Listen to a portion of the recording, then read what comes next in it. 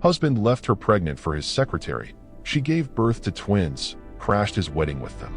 Hi, my beautiful story family. Welcome home to Mr. James Stories. Before we begin, I want to pause and ask, how are you really doing today? Not the surface answer you give when people ask in passing. How is your heart?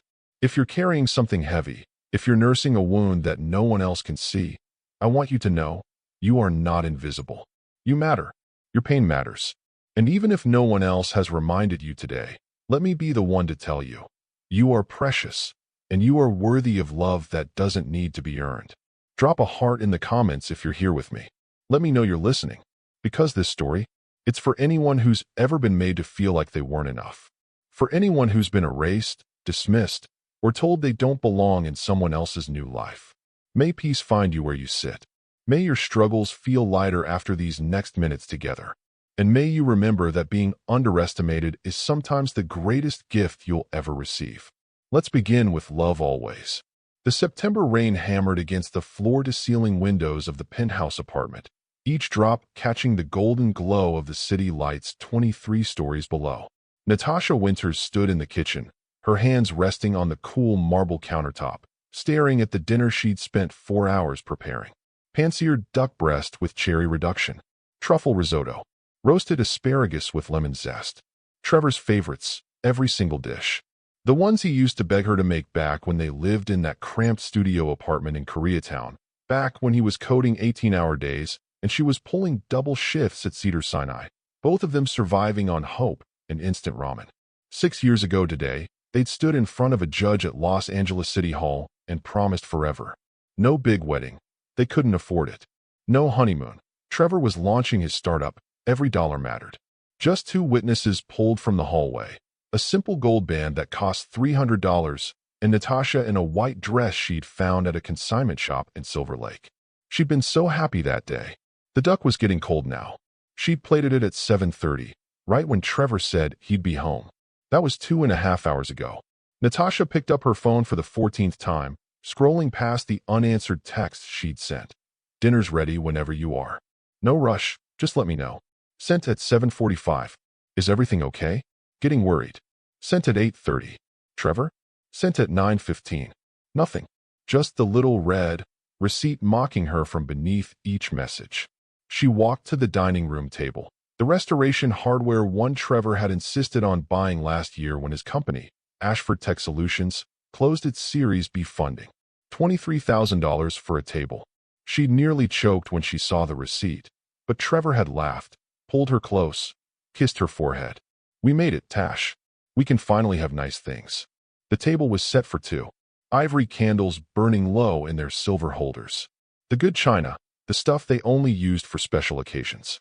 She'd even put on the dress Trevor loved, the navy blue one that hugged her figure, though it felt tighter than usual around her waist. Her hand drifted unconsciously to her stomach.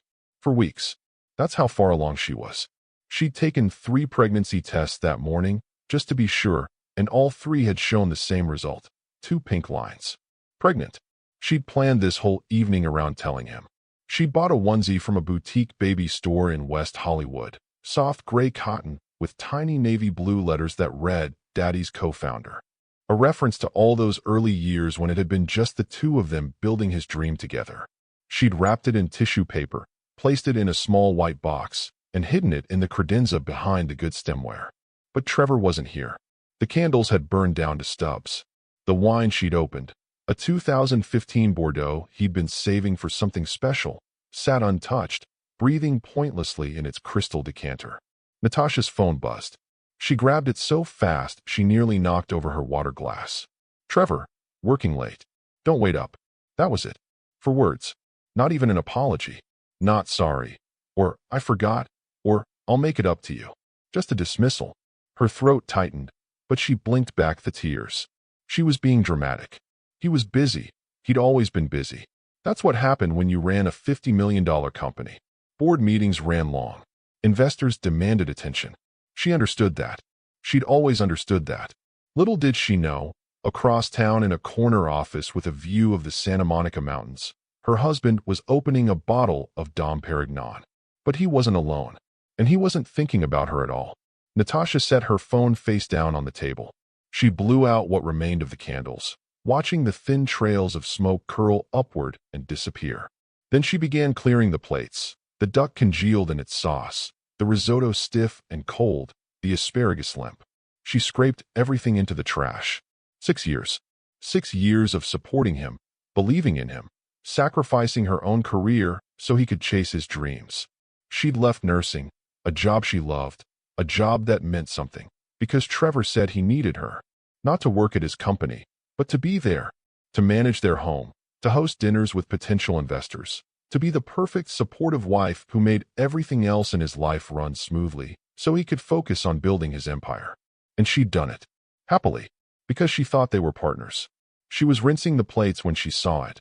Trevor's iPad, left on the kitchen counter. He must have forgotten it this morning when he rushed out for his 8 a.m. meeting with the venture capital firm from San Francisco. Natasha dried her hands on a dish towel. She shouldn't look. She trusted him. They had a good marriage, didn't they? But her hand reached for the iPad anyway. The screen lit up with a notification. Madison, can't wait for tonight. Red heart were the cologne I like. Natasha's world tilted. Her fingers went numb. The dish towel slipped from her hand and fell to the floor, but she didn't notice. She was staring at those words, reading them over and over, trying to make them mean something else. Something innocent. Madison Pierce, his executive secretary, 26 years old, Harvard MBA, hired 18 months ago to streamline operations. Natasha unlocked the iPad. Trevor had never changed the passcode from their wedding anniversary, 0915, and opened his messages. What she found would shatter everything she thought she knew about the man she'd loved for 8 years. But we'll get to that. Because right now, standing in her silent penthouse with cold duck congealing in the trash and a pregnancy test hidden in her purse, Natasha Winters was about to make a decision. She could pretend she hadn't seen the message. She could wait for Trevor to come home, smile, and ask about his day like she always did. Or she could find out the truth. The rain continued to fall against the windows, indifferent to the life unraveling inside. Natasha picked up her car keys. Natasha didn't go to Trevor's office that night. She told herself it was because she was being paranoid, reading too much into a text message that probably had a perfectly reasonable explanation. Madison was young and friendly. Maybe she was just overly familiar in her communication style. Maybe the cologne I like meant the one Trevor wore to client meetings, and Madison had simply noticed it professionally. These were the lies Natasha whispered to herself as she climbed into bed alone at midnight, the iPad message still burning behind her eyes every time she blinked. Trevor came home at 2:17 in the morning. She heard the door open, heard him move quietly through the apartment, too quietly, like he was trying not to wake her. She lay perfectly still in the darkness, her back to his side of the bed, listening to him undress in the bathroom. When he finally slid under the covers, he smelled like expensive soap and mint mouthwash. Not like the office. Not like long hours hunched over code and strategy documents. He smelled clean, scrubbed, like someone trying to wash something away. Natasha kept her breathing slow and even, pretending to sleep, and Trevor never reached for her. Morning came gray and cold, the September storm still battering Los Angeles with unusual fury. Natasha woke alone again. Trevor had already left for the office by the time she opened her eyes at 7 a.m. There was a note on his pillow, written in his sharp, angular handwriting. Early meeting. Didn't want to wake you. T. No, I love you. No, sorry about missing dinner. Just his initial, like she was a colleague receiving a memo. Natasha sat up slowly, one hand instinctively moving to her stomach. For weeks and 2 days now. The nausea would start soon. She remembered her sister's pregnancies, the morning sickness that lasted all day, the exhaustion, the food aversions. She needed to tell Trevor. They needed to talk about this. About everything. But first, she had to handle the dry cleaning. It was Tuesday, her standing appointment at Premier Cleaners on Wilshire. She'd been taking Trevor's suits there for 6 years, knew the owner by name. Always requested the same careful pressing that made Trevor's Brioni jackets look sharp without damaging the fabric. She gathered the suits from his closet. 2 charcoal gray, 1 navy, 1 black. As she pulled the black one from its hanger, something heavy shifted in the inside pocket. A receipt slipped out and fluttered to the floor. Natasha bent to pick it up, expecting to see Starbucks or the parking garage or some other mundane expense. Her fingers went cold when she saw the letterhead. Tiffany and CO, Beverly Hills location date, September 6th. 4 days ago. Her eyes tracked down to the amount. Total, $47,328.16. Natasha's knees buckled. She sat down hard on the edge of the bed, staring at the receipt, her brain trying to process numbers that didn't make sense. $47,000. At Tiffany. 4 days ago. Their anniversary was yesterday. She hadn't received anything. No box. No card. No surprise waiting for her after the disastrous dinner. Her wedding ring, the one currently sitting on her dresser because her fingers had started swelling with early pregnancy, had cost $3,000. For their 5th anniversary last year, Trevor had given her flowers and taken her to Nobu. Sweet. Thoughtful. But nowhere near 5 figures. So who got the $47,000 gift? Natasha's hands were shaking as she pulled out her phone. She opened their shared credit card account, the one Trevor had insisted they maintain for transparency in the marriage, even though his business accounts were separate. She hadn't checked it in months. She trusted him. Why would she need to? The charge is loaded. September 3rd, Four Seasons Hotel, Beverly Hills, $12,450 presidential suite, 2 nights.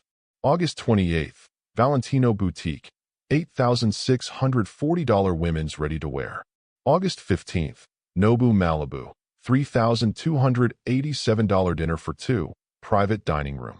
August 9th, Hermes, $6,200 Birkin accessory. July 22nd, Shutters on the Beach, $5,800 ocean suite, weekend package. The list went on, and on, and on. Natasha scrolled through 3 months of charges, her vision blurring, her chest tightening until she couldn't breathe. Hotels, restaurants, designer boutiques, jewelry stores, tens of thousands of dollars. All on dates when Trevor said he was working late, or traveling for business, or meeting with investors. She looked at the Tiffany receipt again, at the itemized description she'd missed the first time. 18K white gold diamond necklace, 2.3 carat emerald cut custom engraving. To M, forever begins now. T. M. Madison. Forever begins now. Natasha stood up, the suits falling forgotten to the floor. She grabbed Trevor's iPad from where it still sat on the kitchen counter, unlocked it with their anniversary code. The bitter irony wasn't lost on her, and opened his messages. This time, she didn't just read the most recent text. This time, she read everything. There were hundreds of messages. Natasha sat at the kitchen island, the morning light filtering weak and gray through the rain-streaked windows, scrolling through months of conversations between her husband and Madison Pierce. Madison, last night was perfect. I keep replaying it in my mind. Trevor, me too. When can I see you again? Madison, tonight? Tell her you have a late meeting. Trevor, done. The timestamp, 6 months ago. March. Right around the time Trevor had started coming home later and later, claiming the Series B funding was demanding more of his time. Natasha kept scrolling, each message a knife sliding deeper. Trevor, I'm taking you to Malibu this weekend. The beach house I told you about. Madison, won't she wonder where you are? Trevor, I'll say it's a team retreat. She never questions me. August. The weekend Natasha had spent alone, believing Trevor was in Santa Barbara with his engineering team. Madison, I love you. Trevor, I love you too. You're everything I should have had from the beginning. July. Trevor, divorce lawyer says 6 months minimum before it's finalized. Can you wait that long? Madison, for you? I'd wait forever. But are you sure she won't fight it? Trevor, Natasha? She'll be devastated, but she won't fight. She never does. That's always been her problem. Too soft, too trusting. June. 2 months ago. He'd been planning to divorce her for months. While she was cooking his favorite meals. While she was managing their home. While she was falling asleep alone. Telling herself he was just busy building their future. He'd already decided she wasn't part of that future. Natasha's hand trembled as she set down the iPad. She felt hollowed out, like someone had reached inside her chest and scooped out everything vital, leaving only the shell of who she used to be. But beneath the devastation, something else was growing. Something cold and sharp. Anger. She looked at the time, 11:47 a.m. Trevor would be in meetings until at least 6. She had hours. Natasha grabbed her keys, her phone, and Trevor's iPad. She walked out of the penthouse without bothering to change out of her yoga pants and oversized sweater. She didn't care how she looked. She only cared about the truth. The drive to downtown Los Angeles took 40 minutes in the rain. Ashford Tech Solutions occupied the entire 15th floor of a gleaming glass tower on Figueroa Street. Natasha had been there dozens of times, bringing Trevor lunch during the early startup days, attending company parties, playing the role of the proud, supportive wife. Everyone knew her. Security always waved her through. But today, when she pulled into the parking garage, she didn't go up. She sat in her car, gripping the steering wheel, staring at Trevor's Tesla parked in his reserved executive spot 3 rows away. He was here, in the building, probably in his corner office with the view of the Santa Monica Mountains, sitting behind the custom walnut desk she'd helped him pick out 2 years ago. Was Madison in there with him? Natasha's phone buzzed. A text from Maria, the director at the women's shelter where Natasha volunteered twice a month. Still on for Thursday? The kids love your story time. She stared at the message, feeling the disconnect between the woman Maria knew, kind, gentle Natasha who read picture books to children in crisis, and the woman she was becoming in this moment. Someone capable of walking into that building and burning her entire life down just to see the truth. She typed back, wouldn't miss it. Then she looked up at the tower, rain drumming on her windshield, and made a decision. She was reaching for the door handle when her rearview mirror caught movement. A black Mercedes, windows tinted dark, had pulled into a spot 20 feet behind her. It hadn't been there when she arrived. Natasha watched it in the mirror. The engine stayed running. No one got out. The driver was just sitting there, waiting. For what? For her? Her heart started hammering. Was Trevor having her followed? Had he somehow known she'd found the messages? She shifted her car into reverse, ready to leave, and the Mercedes immediately shifted too. Natasha froze. The car idled there, its dark windows revealing nothing, but she could feel someone watching her. She put her car back in park. The Mercedes did the same. This wasn't paranoia. Someone was following her. For 3 days, Natasha did nothing. She didn't confront Trevor about the messages. She didn't mention the Tiffany receipt or the hotel charges or the months of lies carefully layered like sediment burying the marriage they used to have. She just watched him. He came home late every night, 11 p.m., midnight, once not until 2 in the morning. He always had an excuse ready before she could ask. Investor calls with Tokyo, emergency debugging session, crisis management with the product team. He'd kiss her forehead, distracted and distant, smelling of expensive soap and sometimes, if she leaned in close enough, a perfume that wasn't hers. And Natasha would smile. She'd ask about his day. She'd offer to make him a late dinner. She played the role so well that Trevor never suspected she knew. But every night, after he fell asleep, she'd take his iPad into the bathroom and read more messages. Watch the affair unfold in real time through texts and photos and plans made in the space she used to occupy. Madison, when are you going to tell her? Trevor, soon. I just need the right moment. Madison, you've been saying that for months. Trevor, I know. I'm sorry. It's complicated. Madison, I love you. But I can't keep being the secret. The messages from last week. 2 days before their anniversary. The black Mercedes followed her everywhere. To the grocery store on Thursday.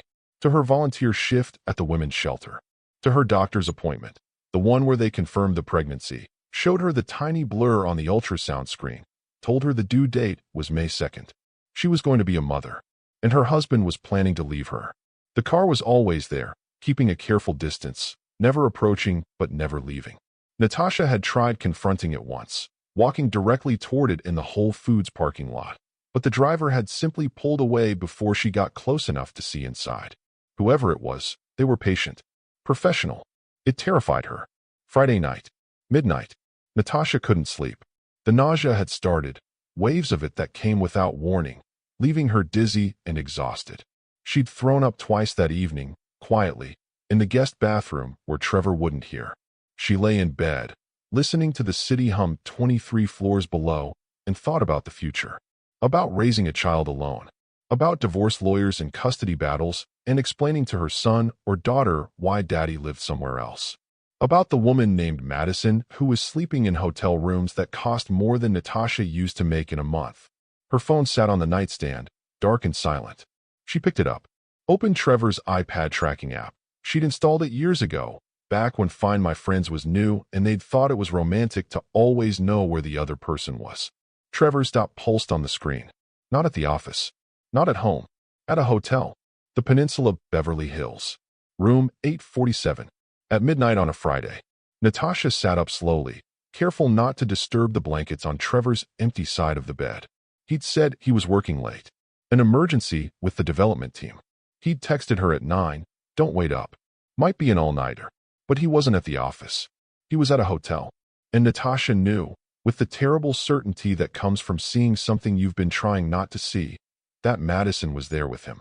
She got dressed in the dark. Black jeans. A simple sweater. Her hair pulled back. No makeup.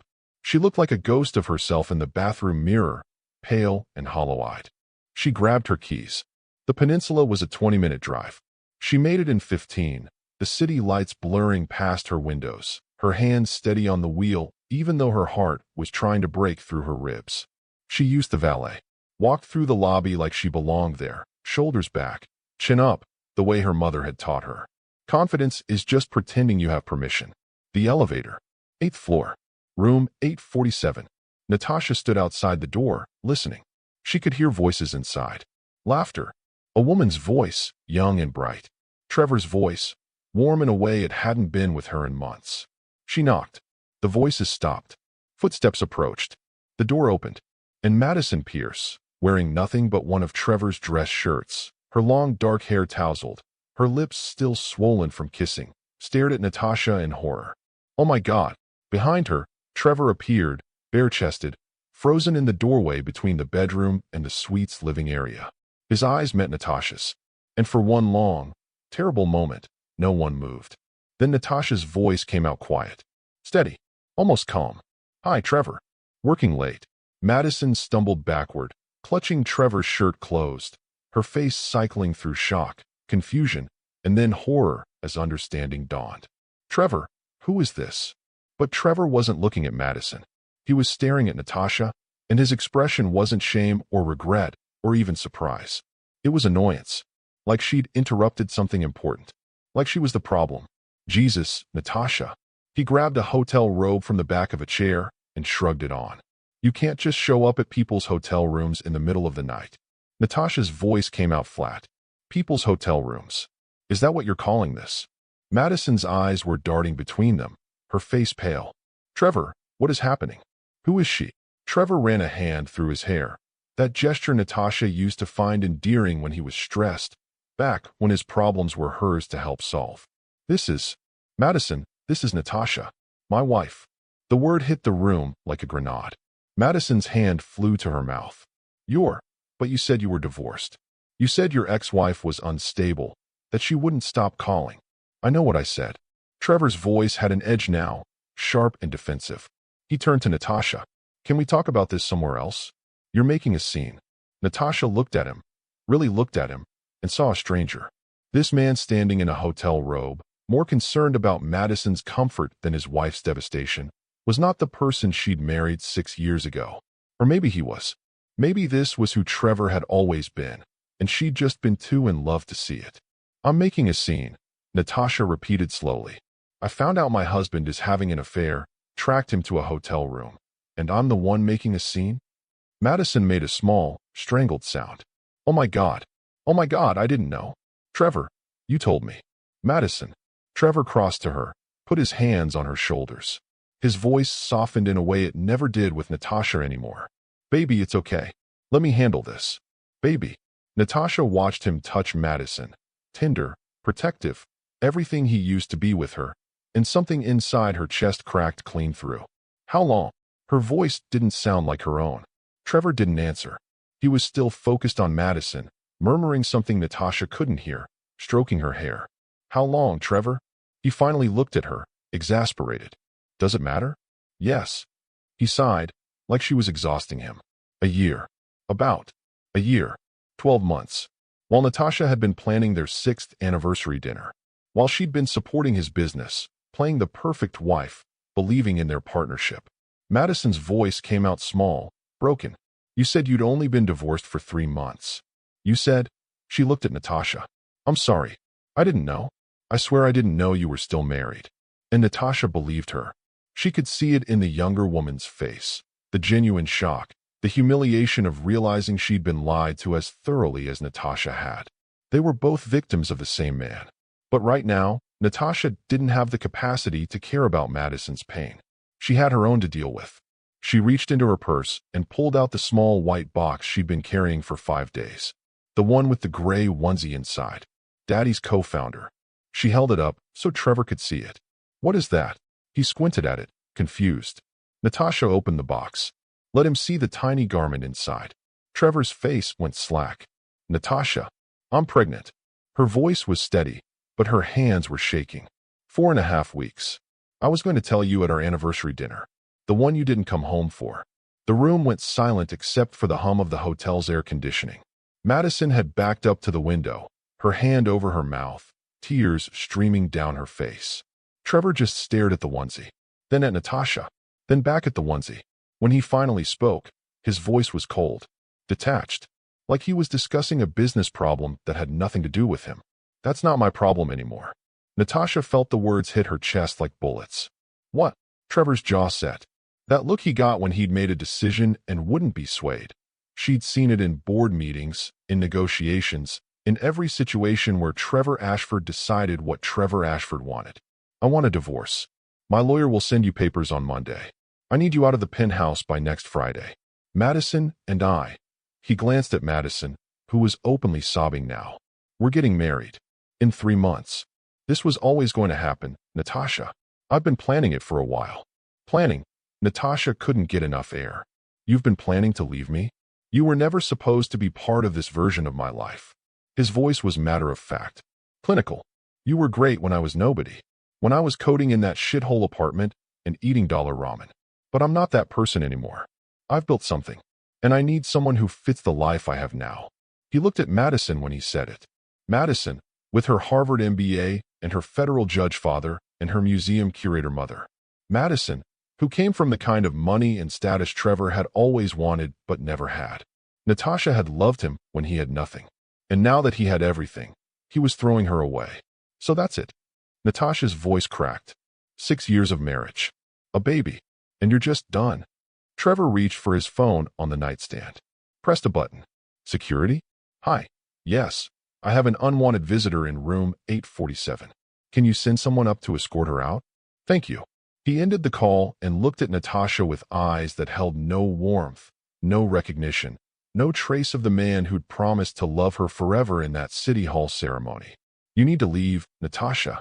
This is over. Move on. Footsteps approached in the hallway. Security. Natasha looked at the onesie in her hands. At Trevor. At Madison, who was crying into her hands, mascara running down her perfect face.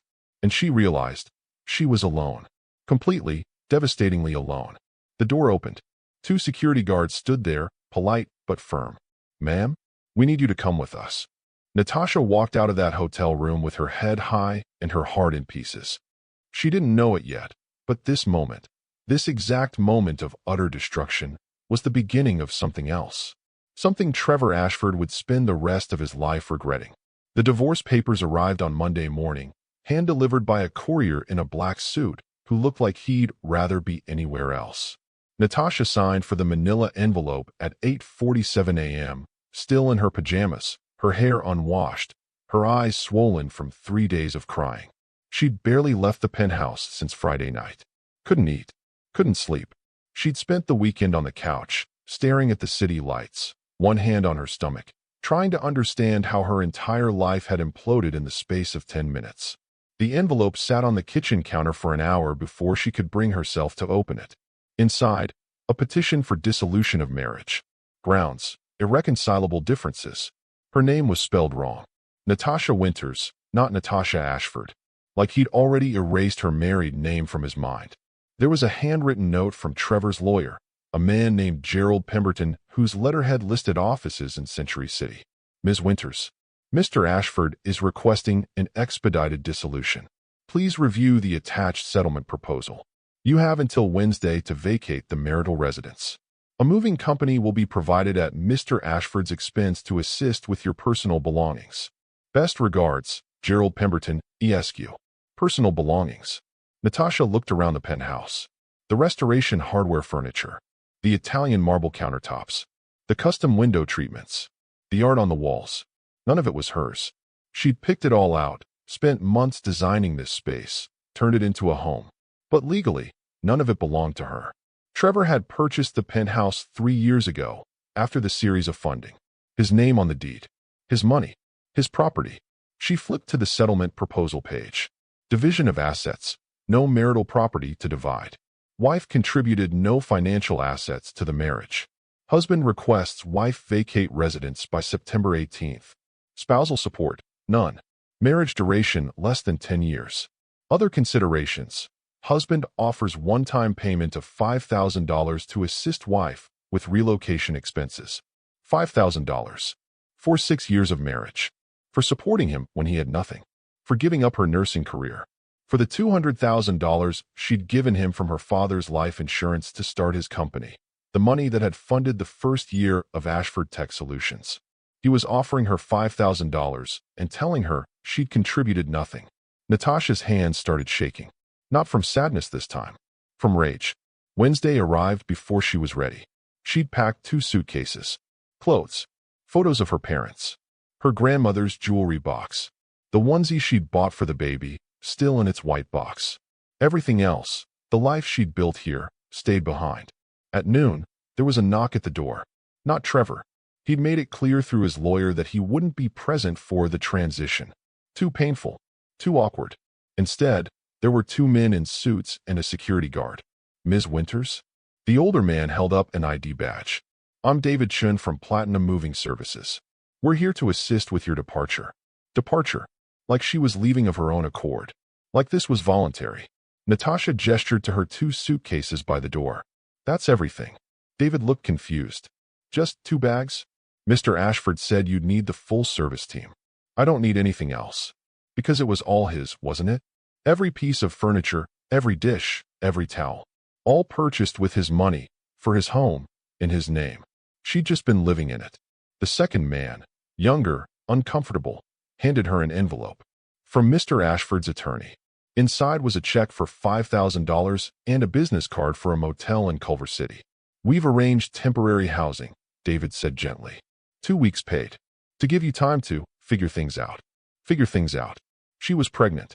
Unemployed. About to be divorced. And she had exactly $5,000 to her name. The security guard cleared his throat. Ma'am, I need your key card and garage fob. Natasha pulled them from her purse. The key card to the building. The fob to the garage. The physical proof she'd ever lived here. She handed them over. Mr. Ashford also requested your emergency credit card be deactivated as of today. Company policy for former spouses. Former spouses. She wasn't even divorced yet, and she'd already been demoted to former. Natasha picked up her suitcases. They were heavier than she remembered. David held the door open. Do you need help getting to your car? I can manage. She walked out of the penthouse, her home for 3 years, and didn't look back. In the elevator, descending 23 floors, Natasha caught her reflection in the mirrored walls. She looked like a stranger. Pale. Thin. Defeated. She put one hand on her stomach. It's just us now, she whispered. She had no idea how right she was. Or how wrong. The motel was called the Starlight Inn, though there was nothing star-like about it. Natasha's room was on the 2nd floor, facing the 405 freeway. The walls were beige. The carpet was stained. The bed sagged in the middle. There was a microwave, a mini fridge, and a TV that got 3 channels if you held the antenna just right. $89 a night. Trevor's lawyer had paid for 2 weeks. After that, Natasha was on her own. She sat on the edge of the bed that first night, listening to traffic roar past her window, and did the math. $5,000 in the bank. $89 per night x 14 nights equals $1,246 already spent by Trevor's lawyer. That left $3,754. Rent in Los Angeles, even for a studio apartment in a questionable neighborhood, was at least $1,800 per month. First month, last month, security deposit. That was $5,400 just to get in the door. She didn't have it. Her phone buzzed. A text from an unknown number. Hi, Natasha. This is Maria from the East Side Women's Shelter. You missed your volunteer shift on Thursday. Just checking that everything is okay? Natasha stared at the message. Maria, the shelter director who'd trained her 3 years ago when Natasha wanted to give back, to do something meaningful with her free time while Trevor built his empire. The shelter where Natasha read stories to children in crisis every week, where she'd served meals and sorted donations and listened to women share their stories of escape and survival. She'd always thought of herself as the helper, the volunteer, the one who had it together. Now she was the one who needed help. Her fingers hovered over the keyboard for a long time before she typed, "I'm okay. Going through some changes. I'll be back soon." Maria's response came immediately. "If you need anything, we're here." That goes both ways, you know. Natasha set the phone down. She couldn't ask Maria for help. Couldn't show up at the shelter and admit that the put-together nurse who used to volunteer out of the goodness of her heart was now broke, pregnant, and homeless. Her pride wouldn't let her. The $5,000 lasted 3 weeks and 2 days. Motel, food, prenatal vitamins from CVS, a used car, a 2008 Honda Civic with 140,000 miles that cost $2,800 and broke down twice in the first week. By early October, Natasha had $87 in her checking account and no plan. She'd applied for jobs, nursing positions at 3 hospitals, administrative work, even retail at the mall. But she'd been out of the workforce for 3 years. No recent references. No explanation for the gap that didn't involve saying, "I gave up my career to support my husband, who then left me pregnant and penniless." Nobody called her back. On October 9th, the motel manager knocked on her door at 8 a.m. "Ms. Winters? Your 2 weeks ended on the 23rd. You've been here 17 days past that. I let it slide because Gerald's office said you were going through a hard time, but I need payment for this week or I need the room back." Natasha had $87. The week would cost $623. She packed her 2 suitcases. The East Side Women's Shelter sat on a quiet street in Pasadena, a converted church with yellow walls and a garden out front where residents could sit and breathe. Natasha had spent countless Thursdays here, never imagining she'd walk through the front door as a resident. Maria was in the office when Natasha arrived, dragging her suitcases, trying not to cry. "Natasha?" Maria stood up, concern flooding her face. "What happened?" And Natasha, who'd been holding it together for 3 weeks, finally broke. She told Maria everything. The affair, the divorce, the pregnancy, the $5,000 that was supposed to be enough, but wasn't. Maria listened without judgment. When Natasha finished, Maria made a phone call. "I have a bed in the long-term wing. 90-day maximum stay. You can work part-time to offset costs. We need help in the intake office. And we have an OB clinic partnership for prenatal care." Natasha's voice cracked. "I can't pay you. You volunteered here for 3 years. You've given us hundreds of hours. Consider this us returning the favor." That night, Natasha slept in a twin bed in a room she shared with 2 other women. One was escaping domestic violence. The other was recovering from addiction. They were all survivors. Natasha was just learning she was one too. Outside her window, a black Mercedes idled at the curb. It had followed her from the motel, and it would follow her for weeks to come. The black Mercedes followed Natasha everywhere. To her new job at a 24-hour pharmacy on Colorado Boulevard, where she worked graveyard shifts stocking shelves for $15 an hour. To her prenatal appointments at the free clinic. To the grocery store where she bought the cheapest food she could find. Ramen, canned soup, crackers, because morning sickness had made everything else unbearable. It was always there. Never closer than half a block. Never threatening. Just watching. Natasha told herself she was being paranoid. That the stress and hormones were making her see patterns that weren't there.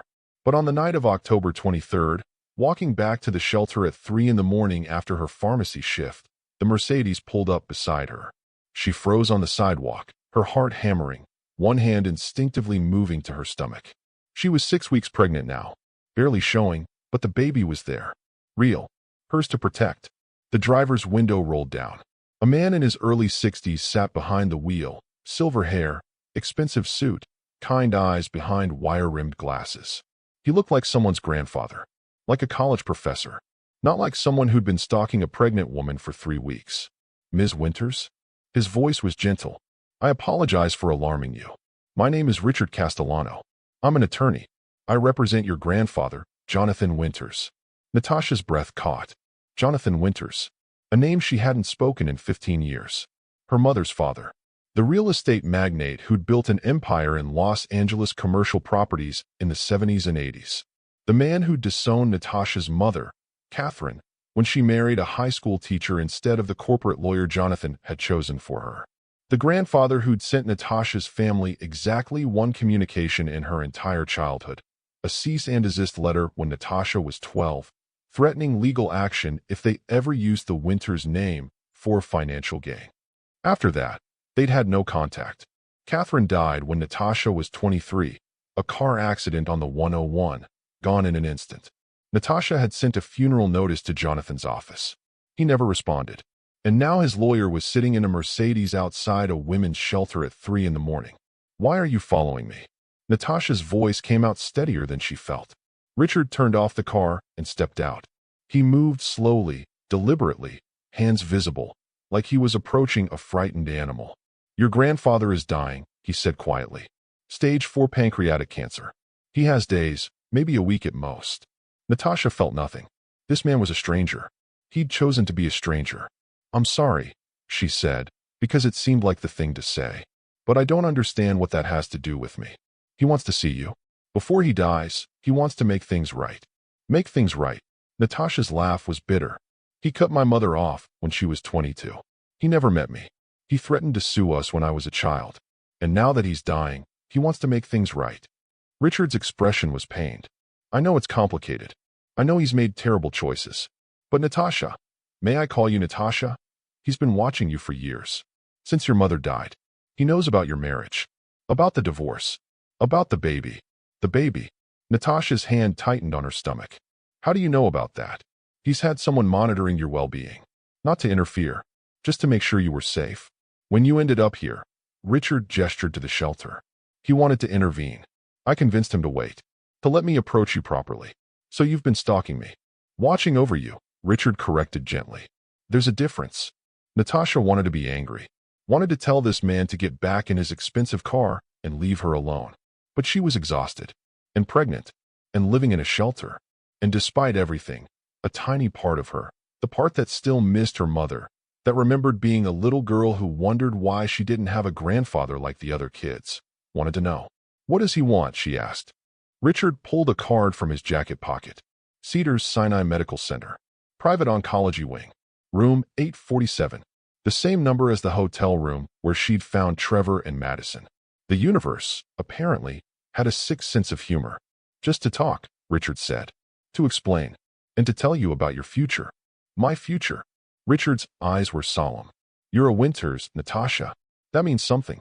And your grandfather wants to make sure you remember that before he dies." Cedars-Sinai Medical Center looked exactly like what it was, a hospital for the wealthy. Natasha walked through the marble lobby in her Goodwill jeans and faded sweater, feeling every eye on her. The receptionist at the private oncology wing checked her ID 3 times before finally directing her to the 8th floor. Richard had offered to drive her. She'd refused.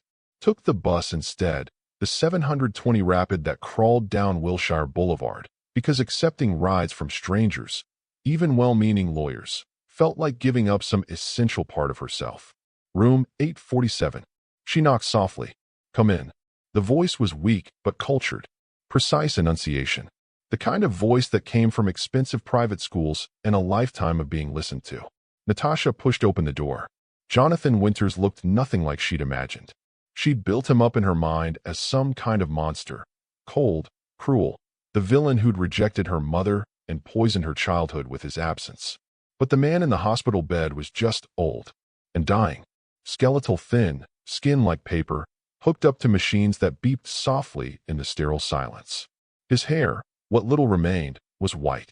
His eyes, though, his eyes were the same gray as Natasha's. The same gray her mother had had. Family eyes. "Natasha." He tried to sit up straighter and winced. "You came." She stood in the doorway, her hand wrapped around the strap of her purse, ready to bolt. "Your lawyer said you were dying." "I am." A small, sad smile.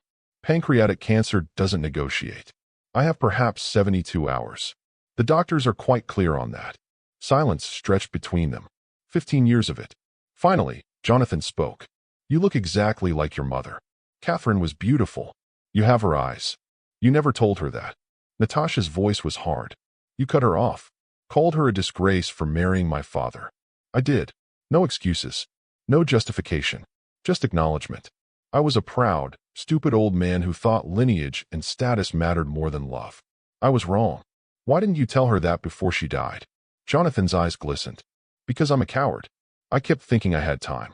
That eventually, I'd swallow my pride and reach out. And then she was gone. He took a rattling breath. I've thought about that every day for 7 years. The last thing I said to her was that she'd disappointed me. And now I'll never get to take it back. Despite herself, despite everything, Natasha felt something crack inside her chest.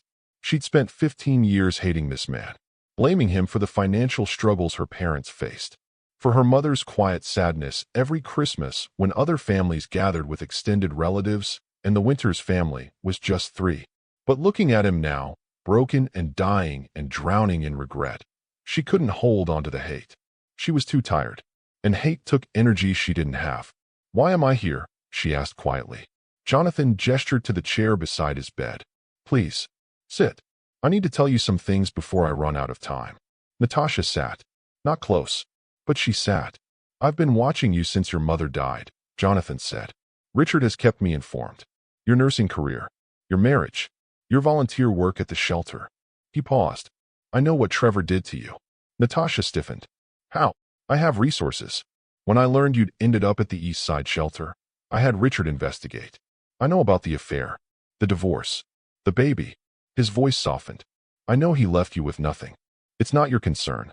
You're my granddaughter, my only living family. Of course it's my concern. You didn't seem concerned for the first 32 years of my life. You're right. I wasn't. Jonathan's hand trembled as he reached for the water glass beside his bed.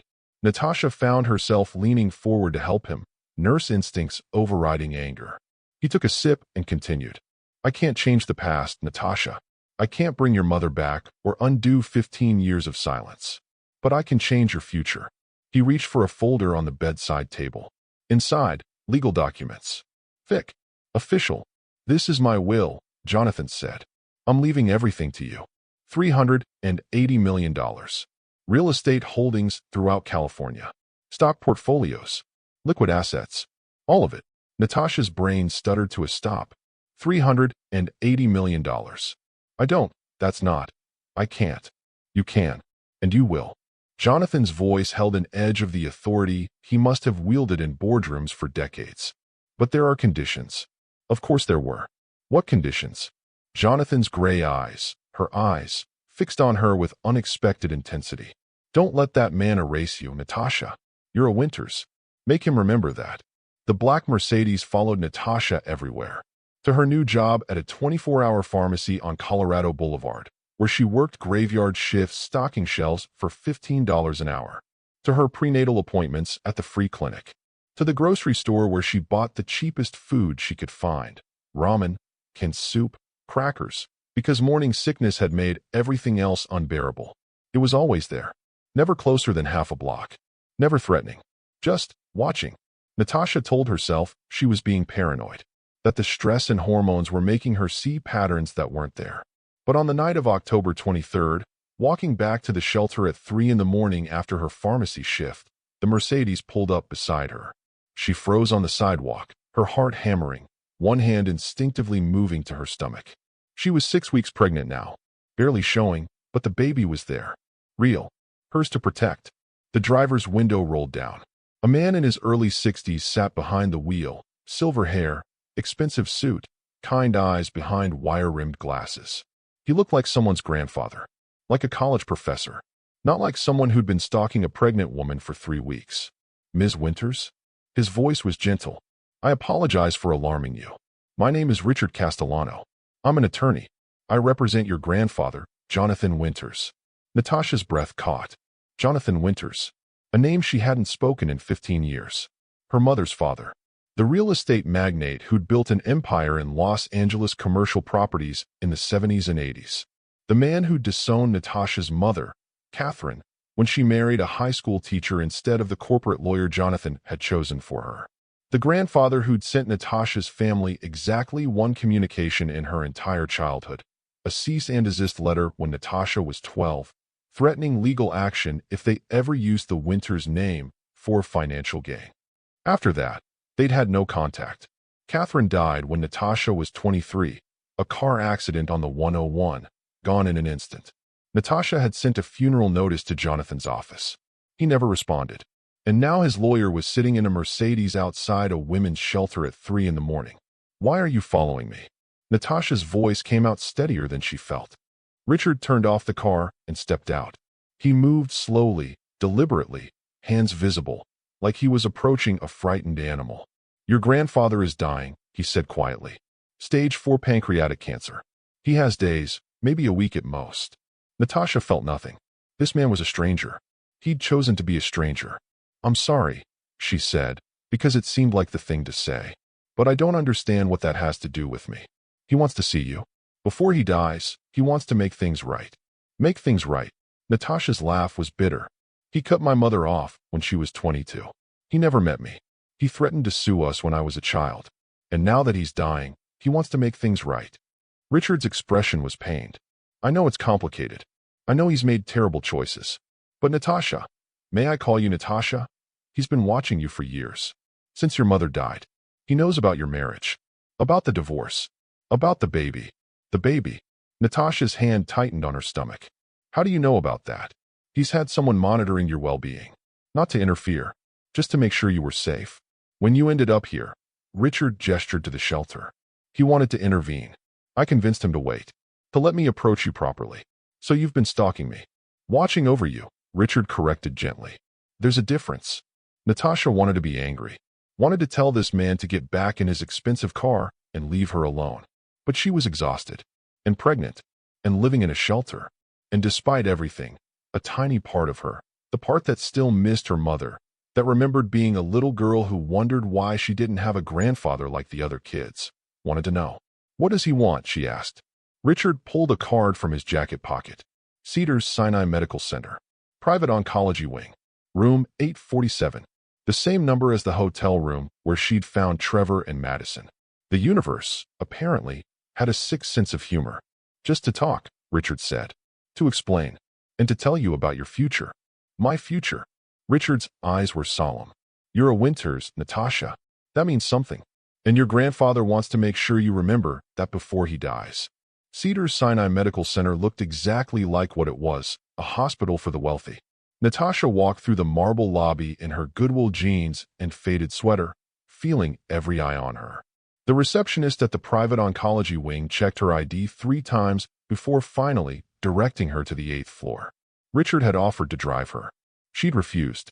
Took the bus instead, the 720 Rapid that crawled down Wilshire Boulevard, because accepting rides from strangers, even well-meaning lawyers, felt like giving up some essential part of herself. Room 847. She knocked softly. "Come in." The voice was weak but cultured. Precise enunciation. The kind of voice that came from expensive private schools and a lifetime of being listened to. Natasha pushed open the door. Jonathan Winters looked nothing like she'd imagined. She'd built him up in her mind as some kind of monster. Cold, cruel, the villain who'd rejected her mother and poisoned her childhood with his absence. But the man in the hospital bed was just old. And dying. Skeletal thin, skin like paper, hooked up to machines that beeped softly in the sterile silence. His hair, what little remained, was white. His eyes, though, his eyes were the same gray as Natasha's. The same gray her mother had had. Family eyes. "Natasha." He tried to sit up straighter and winced. "You came." She stood in the doorway, her hand wrapped around the strap of her purse, ready to bolt. "Your lawyer said you were dying." "I am." A small, sad smile. "Pancreatic cancer doesn't negotiate. I have perhaps 72 hours. The doctors are quite clear on that." Silence stretched between them. 15 years of it. Finally, Jonathan spoke. "You look exactly like your mother. Catherine was beautiful. You have her eyes. You never told her that." Natasha's voice was hard. "You cut her off. Called her a disgrace for marrying my father." "I did. No excuses. No justification. Just acknowledgement. I was a proud, stupid old man who thought lineage and status mattered more than love. I was wrong. Why didn't you tell her that before she died?" Jonathan's eyes glistened. "Because I'm a coward. I kept thinking I had time. That eventually, I'd swallow my pride and reach out. And then she was gone." He took a rattling breath. I've thought about that every day for 7 years. The last thing I said to her was that she'd disappointed me, and now I'll never get to take it back.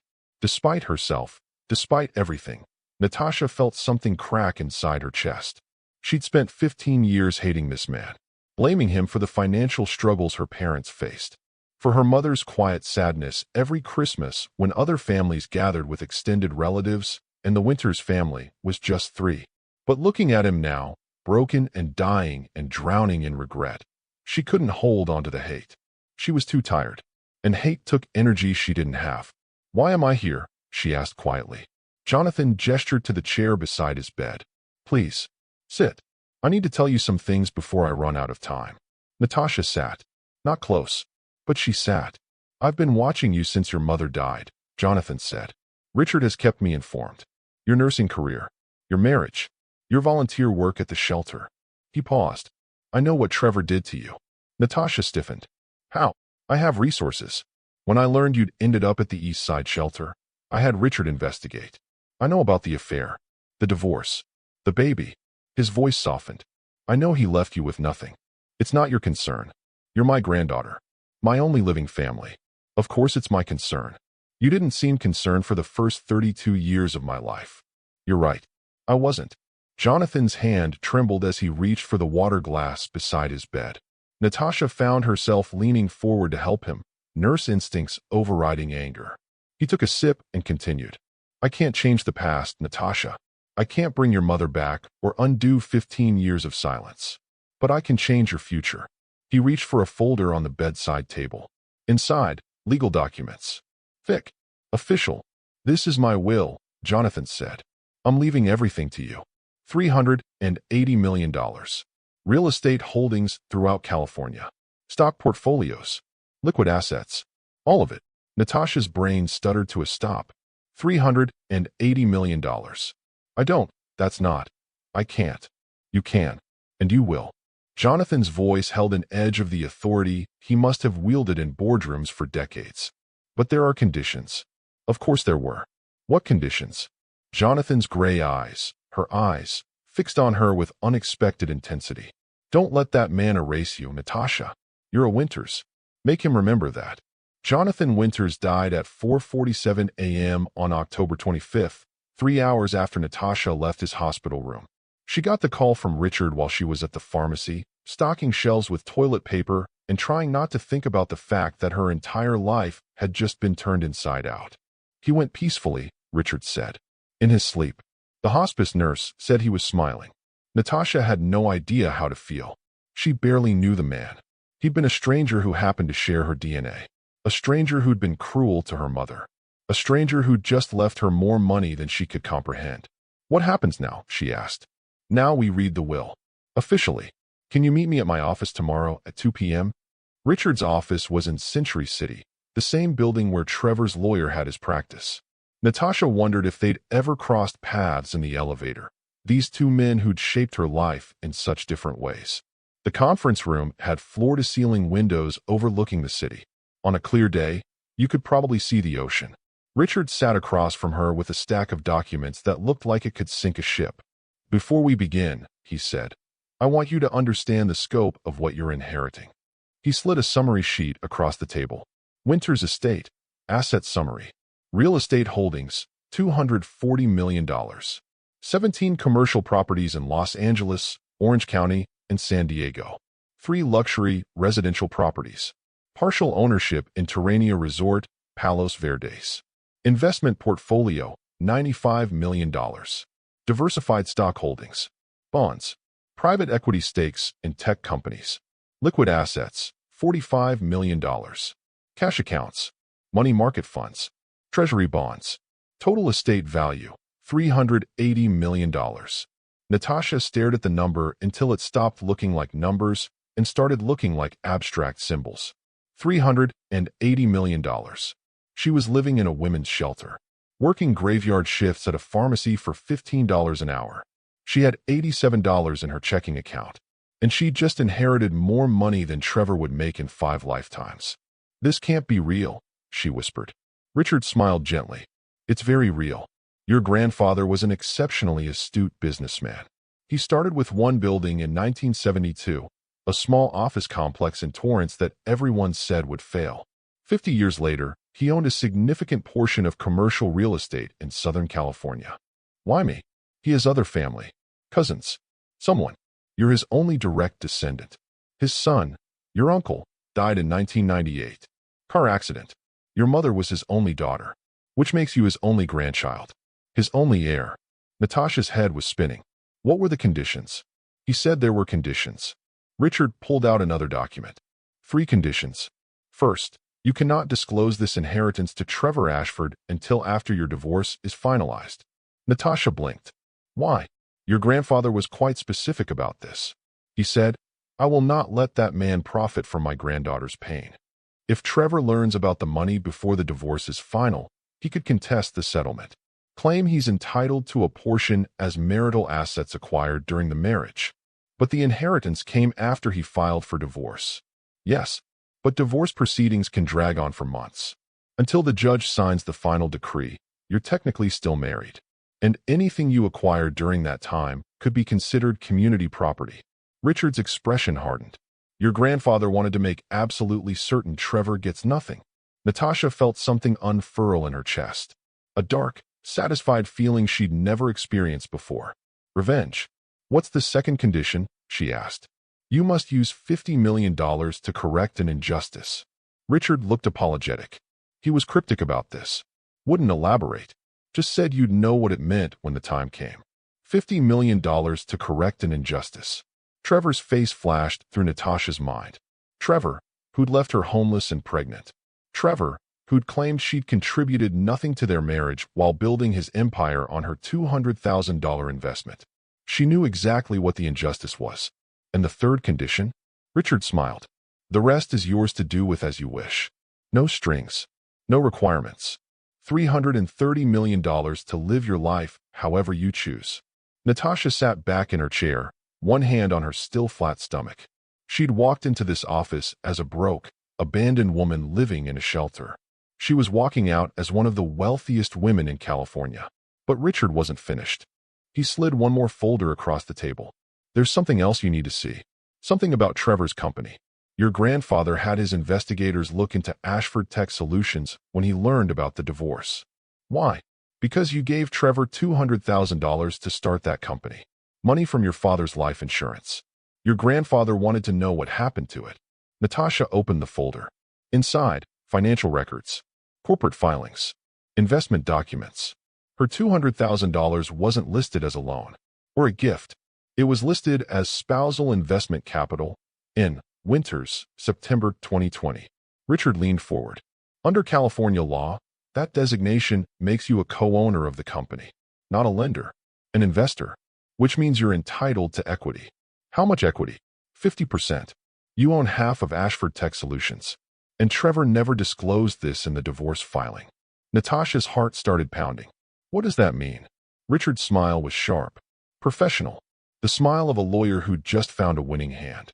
It means he committed fraud. And it means, Natasha, that you can take everything. Richard introduced Natasha to Diane Chun on a Tuesday morning in November. Diane's office was in downtown Los Angeles, occupying the 42nd floor of a glass tower with views that stretched from the mountains to the ocean. Everything about the space screamed power. The sleek furniture, the awards lining the walls, the assistant who brought coffee in actual china cups, not paper. Diane herself was 53, Taiwanese-American, dressed in an Armani suit that probably cost more than Natasha used to make in a month. Her handshake was firm. Her eyes were sharp. Richard tells me you have an interesting situation, Diane said, gesturing for Natasha to sit. Interesting. That was one word for it. Natasha sat in the leather chair across from Diane's desk, feeling underdressed in her Target jeans and cardigan, and said, My husband is trying to divorce me and claim I contributed nothing to our marriage. But I gave him $200,000 to start his company, and it's listed in the corporate documents as investor capital. Diane's eyebrows rose. He didn't disclose this in the divorce filing? No. And the company is now worth approximately $50 million, Richard supplied. Recently valued in preparation for a potential acquisition. Diane leaned back in her chair, fingers steepled. A slow smile spread across her face. That's not just fraud. That's spectacular fraud. She pulled a legal pad from her desk drawer and started taking notes. Tell me everything. From the beginning. So Natasha did. The story poured out of her in a way it hadn't before. Not to Maria at the shelter, not to Richard, not even to herself in the long, dark hours at 3 a.m. when she couldn't sleep. She told Diane about meeting Trevor in college, about supporting him through the startup years, about the $200,000 from her father's life insurance that she'd handed over without hesitation because she believed in him, in them, in the future they were building together.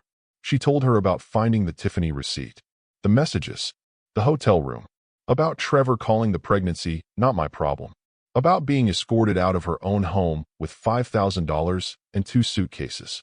When she finished, Diane was quiet for a long moment. Then she said, I'm going to destroy him. Natasha blinked. What? Trevor Ashford. Diane's voice was calm, professional, but there was steel underneath. I'm going to take everything he has and give it to you. And I'm going to enjoy every second of it. I don't, Natasha paused. I don't want revenge. I just want what's fair. What's fair, Diane said carefully, is that you own 50% of his company. You're entitled to $25 million. Plus, since he hid this asset in the divorce filing, the court could award you punitive damages.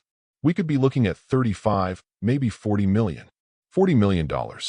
On top of the $380 million from her grandfather. Natasha's head spun, but Diane wasn't finished. She pulled out Trevor's divorce petition and flipped through it, making notes in the margins. He's also claiming no spousal support because you contributed no financial assets to the marriage. But you were married for 6 years.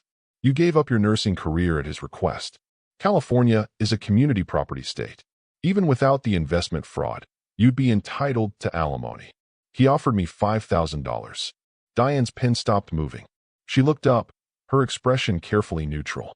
I'm sorry, could you repeat that? $5,000. His lawyer said it was to help with relocation expenses. Diane set down her pen very carefully, like she was afraid of what she might do with it otherwise. Natasha, she said slowly, your husband built a $50 million company using your money during your marriage, while you supported him financially and emotionally for 6 years. And he offered you $5,000. Yes. And you took it. I didn't have a choice. I needed somewhere to live. Diane stood up, walked to her window, looked out at the city for a long moment. When she turned back, her expression was ice. Here's what we're going to do. We're going to let his divorce proceed exactly as he wants. We're not going to fight it. We're not going to contest the settlement. We're going to let him think he won. Natasha frowned. Why? Because right now, Trevor thinks you're defeated. Helpless. Gone. He's already moved on. He's probably planning his wedding to Madison, celebrating his freedom, telling his friends how he dodged a bullet by getting rid of you.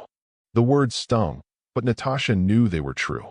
Diane continued, but while he's celebrating, we're going to be building a case. Documenting everything. The hidden investment. The fraud. The undervalued settlement. And when the divorce is final, when he thinks it's all over and he's safe, that's when we strike. Strike how? Diane's smile was predatory. We're going to buy his company out from under him. You own 50%. We just need to acquire the other 50%. And I happen to know his board members are very concerned about this acquisition deal he's trying to close. If they learn that he committed fraud by hiding a major investor, well, let's just say they might be motivated to sell. Natasha's heart was pounding. How much would that cost? Richard spoke up from where he'd been sitting quietly. Approximately $25 million. To buy out the remaining 50% at current valuation. So I'd own 100%. Yes, Diane said. You'd own his entire company. Everything he built. Everything he's so proud of. It would all be yours. Natasha thought about Trevor's face when he'd called security on her at the hotel. The coldness in his eyes when he'd said she was never supposed to be part of his new life. The way he'd erased her from his story. Something hardened inside her chest. Do it, she said. Diane nodded. I'll need time. The divorce has to finalize first, probably 4 to 6 months given the court backlog. We can't tip our hand before then. Can you wait that long? Natasha put a hand on her stomach. She'd be 8 or 9 months pregnant by then, maybe already a mother. I can wait, she said. Because revenge, she was learning, was a dish best served cold. And she was about to serve it frozen. Natasha moved out of the women's shelter in mid-November. Not because the 90 days were up. Maria had made it clear Natasha could stay as long as she needed. But because living there while secretly sitting on a $380 million inheritance felt wrong. Dishonest. She rented a penthouse in Pasadena under a shell company Richard set up. Paid cash for a year up front. Furnished it simply. She didn't need the restoration hardware excess of her old life. Just a comfortable couch, a bed, a nursery for the baby. She was 12 weeks pregnant now. The morning sickness had finally eased. Her stomach was just starting to round in a way that made the pregnancy feel real. She'd seen the baby on an ultrasound at her new OB's office, a private practice in Beverly Hills that Richard had arranged. The technician had smiled and said, "Congratulations. You're having twins." Twins. A boy and a girl. Natasha had cried in the exam room for 20 minutes, overwhelmed by the impossible reality that she was going to be a mother to two babies. Alone. Except she wasn't alone anymore. Not really. She had Richard, who called every few days to check on her. Maria, who still met her for coffee every Thursday. Even Diane, who'd become something like a fierce older sister, texting her legal updates and occasionally terrible jokes about billionaire ex-husbands. But she didn't have Trevor. And Trevor didn't have any idea what was coming for him. On December 3rd, Natasha was sitting in her new living room, drinking tea and feeling the twins kick for the first time. Tiny flutters like butterflies, when her phone buzzed with a news alert. Forbes, Tech Wunderkind Trevor Ashford, from rags to riches. Her stomach clenched. She opened the article.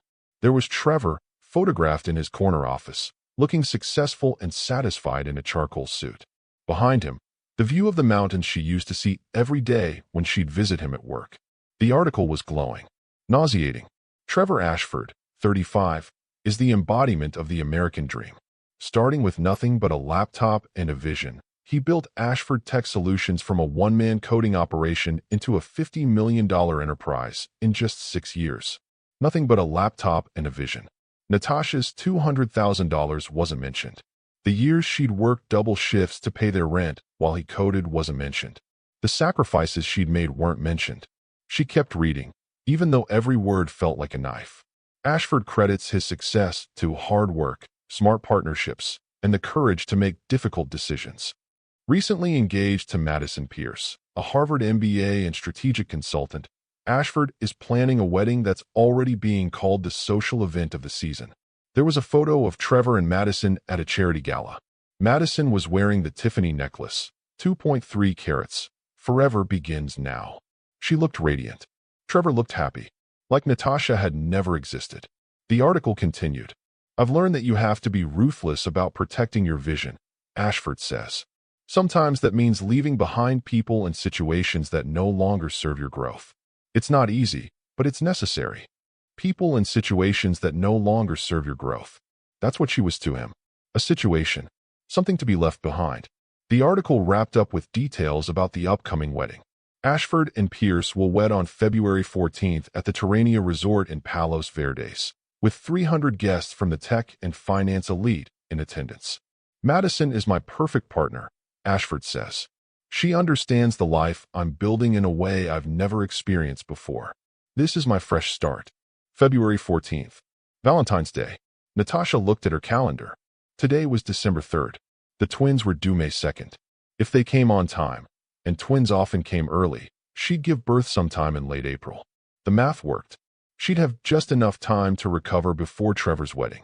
Just enough time to prepare. She picked up her phone and texted Diane. "I need an invitation to Trevor's wedding." Diane's response came immediately. Why? Natasha stared at the Forbes article, at Trevor's smug face, at the way he'd rewritten their entire history to make himself the hero. "Because I want him to know I wasn't erased," she typed. 3 dots appeared.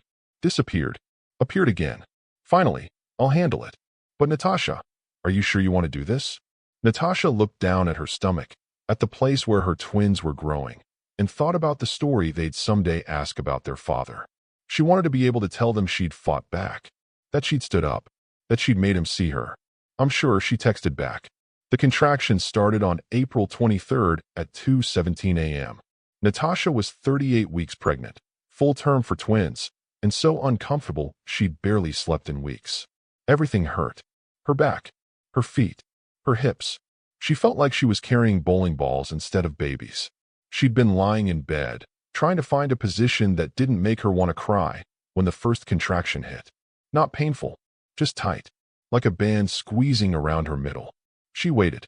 10 minutes later, another one. Then 8 minutes. Then 6. By 3 a.m., she was in the car, driving herself to Cedars-Sinai, trying to breathe through contractions that were coming every 4 minutes now. She'd taken birthing classes, read all the books, practiced the breathing exercises. None of it prepared her for the reality. Labor was brutal. 12 hours of it. Contractions that felt like her body was trying to turn itself inside out. An epidural that only half worked.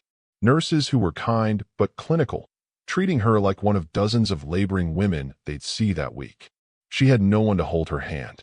No one to tell her she was doing great. No one to wipe her forehead or bring her ice chips or tell her it would all be worth it. Just herself. And at 2:34 p.m., Thomas Edward Winters came into the world, screaming, perfect, 6 pounds 2 ounces. 17 minutes later, Caroline Rose Winters followed, 5 pounds 9 ounces. The nurses laid them both on Natasha's chest, warm and sticky and wailing, and she burst into tears. Not from pain, from the overwhelming, terrifying, beautiful reality that she was a mother now. These were her children, hers, and Trevor would never meet them, would never know their names, would never hold them or comfort them or watch them sleep. He'd given up that right when he called them, not my problem. Natasha stayed in the hospital for 3 days. She had a private room. Richard had arranged it, though he'd carefully avoided mentioning the cost. She suspected it was several $1,000s a night, the kind of expense she would have panicked about 6 months ago. Now, with $380 million in trusts and offshore accounts, she barely noticed. The nurses taught her how to breastfeed, how to change diapers, how to tell which baby was crying for food versus comfort versus exhaustion. It was overwhelming. Impossible. She loved it. On her second day in the hospital, a delivery arrived. Not flowers or balloons or the typical new baby gifts. A large manila envelope. From Trevor's lawyer. Inside, the final divorce decree. Signed by a judge. Official. Legal. She was no longer Natasha Ashford. She was Natasha Winters again. The marriage was over. She stared at the document while Caroline slept in her arms and Thomas dozed in his bassinet, and felt nothing. No sadness. No anger. Not even relief. Just a quiet acknowledgement that one chapter had ended, and another was about to begin. She pulled out her phone and texted Diane. Divorce is final. Twins are here. When do we move? Diane's response. Congratulations on the babies. And perfect timing. Trevor's board meeting is next Tuesday. I've scheduled a call with his CFO and 3 board members for Monday. By Tuesday afternoon, you'll own his company. Wedding is in 3 weeks. Are you still planning to attend? Natasha looked at her sleeping children. 3 weeks old. Too young to travel, really. Too young for anything except eating and sleeping and being held. But she'd made a promise to herself, to them, that their father would know they existed, that he wouldn't get to erase them from his story. I'll be there, she texted back. On May 1st, 1 week after the twins were born, Natasha received a thick cream-colored envelope. Hand-delivered. Gold-embossed. A wedding invitation. Trevor Ashford and Madison Pierce request the honor of your presence February 14th, 2026 Terrania Resort, black tie. But this wasn't addressed to her as a guest. The envelope said, Natasha Ashford, former spouse. And inside, a handwritten note from Gerald Pemberton, Trevor's lawyer. Per Mr. Ashford's request, you are receiving this as a courtesy notification of his upcoming nuptials. Please do not attend. Doing so would be considered harassment and may result in legal action. Natasha read the note 3 times. Then she laughed. Actually laughed. Because Trevor had made a critical mistake. He'd reminded her she existed. And now she was going to make sure he never forgot it again. Natasha had 7 days to prepare for the wedding. 7 days to recover from childbirth. 7 days to lose the pregnancy weight that made none of her old clothes fit. 7 days to figure out how to leave 2 one-week-old babies for an afternoon while she crashed her ex-husband's wedding. It should have felt impossible. Instead, it felt clarifying. She hired a night nurse, a kind woman named Patricia who had 30 years of experience with twins and didn't ask questions about why a new mother was planning to attend a wedding alone. She called a personal stylist and said 4 words, I need to look devastating. The stylist arrived the next day with racks of designer gowns. Natasha chose a black Dior, sleeveless, fitted, elegant in a way that would make Trevor remember exactly what he'd thrown away. Black for a wedding. A statement. A warning. She booked a hair and makeup artist for the morning of February 14th. She arranged for a Rolls-Royce and chauffeur. And then she called Diane. The board meeting is Monday, Diane confirmed. I've contacted all 5 board members. Showed them the evidence of Trevor's fraud, the hidden investor capital, the falsified divorce documents. They're furious. The acquisition deal is with a family values investment firm. If this goes public, the whole thing falls apart. What did they say? They want to sell. All of them.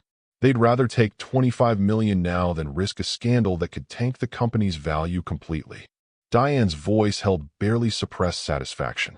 The vote is Monday at 2 p.m. By 3 p.m., you'll own 100% of Ashford Tech Solutions. And Trevor won't know until Tuesday morning. The paperwork won't hit his email until 8 a.m., 6 hours before his wedding. Natasha closed her eyes, imagining it. Trevor in his tuxedo, getting ready to marry Madison, checking his email one last time, and seeing that the company he'd named after himself, the company he'd built his entire identity around, now belonged to the woman he'd tried to erase. Perfect, she said. February 7th. 1 week before the wedding. Natasha stood in her bathroom at 3 a.m., breastfeeding Thomas while Caroline slept in the bassinet nearby, and looked at herself in the mirror. The pregnancy weight was already melting off. Breastfeeding twins burned 1,500 calories a day. Her stomach was soft but shrinking. Her face had lost the puffiness. She looked tired. Exhausted, actually. New mother tired, the kind that came from sleeping in 90-minute increments between feedings. But she also looked strong. Stronger than she'd ever been. She thought about the Natasha who'd waited at that anniversary dinner 9 months ago. The one who'd believed her husband was just working late. The one who'd found the Tiffany receipt and tried to explain it away. That Natasha was gone. In her place was someone new. Someone who'd survived abandonment and homelessness and childbirth alone. Someone who owned $380 million and was about to own her ex-husband's company. Someone who couldn't be erased. Thomas finished nursing and looked up at her with gray eyes. Her mother's eyes, her grandfather's eyes. Winter's eyes. Your father doesn't know you exist yet, she whispered to him. But he will. I promise you that. February 11th. 3 days before the wedding. Richard called with news. I looked into the Terrania resort, he said. It's built on land that's part of your grandfather's portfolio. You own the property. Natasha went very still. I own it. Yes. It's listed under Winter's real estate holdings, which transferred to you upon Jonathan's death. The resort leases the land from you. Technically, you're their landlord. A slow smile spread across Natasha's face. So, if I wanted to attend an event at that resort, security would have no grounds to stop you. It's your property. She wasn't crashing the wedding. She was attending an event at her own venue. February 13th. 1 day before. Natasha couldn't sleep. The twins were finally on a schedule, feeding every 3 hours, sleeping in between. Patricia had taken the night shift so Natasha could rest before tomorrow. But rest was impossible. She kept thinking about Trevor's face when she walked into that wedding. About Madison's confusion. About the 300 guests who'd been fed Trevor's version of his success story. The one where he built everything alone, overcame every obstacle through sheer determination. The story where Natasha didn't exist. She picked up her phone and opened the Forbes article from December. Read it again for the 100th time. Sometimes that means leaving behind people and situations that no longer serve your growth. People and situations. That's all she'd been to him. Tomorrow, she would show him exactly what he'd left behind. Tomorrow, she would correct the record. Tomorrow, Trevor Ashford would learn that you don't erase a Winters. You just make them dangerous. Monday, February 10th, 2 p.m. Diane called from the emergency board meeting of Ashford Tech Solutions. Natasha was feeding Caroline when her phone rang. She answered on speaker, careful not to wake Thomas, who was sleeping in the bassinet beside her. It's done, Diane said. Those 2 words carried the weight of everything. All 5 board members voted to sell their shares. I've wired the $25 million. As of 2:47 p.m. Pacific Time, you own 100% of Ashford Tech Solutions. Natasha's hands trembled slightly. She looked down at Caroline, who was nursing peacefully, oblivious to the fact that her mother had just bought a $50 million company. When will Trevor find out? She asked. The paperwork is set to hit his email at 8 a.m. tomorrow, 6 hours before his wedding ceremony. Diane paused. Natasha, are you sure you want to do this? You've already won. You own his company. You could walk away, let him find out after the wedding, avoid the confrontation. Natasha thought about the invitation, the one that had called her former spouse and threatened her with legal action if she attended. I'm sure, she said. Then I'll see you at the Terrania tomorrow. I wouldn't miss this for anything. After Diane hung up, Natasha sat in the quiet nursery, Caroline's soft breathing the only sound, and let the reality sink in. She owned Trevor's company, the company he'd built his entire identity around, the company he'd named after himself. It was hers now. And tomorrow, in front of 300 witnesses and Forbes reporters, he would find out exactly what he'd lost. Tuesday, February 14th, 6 a.m. Natasha woke before her alarm.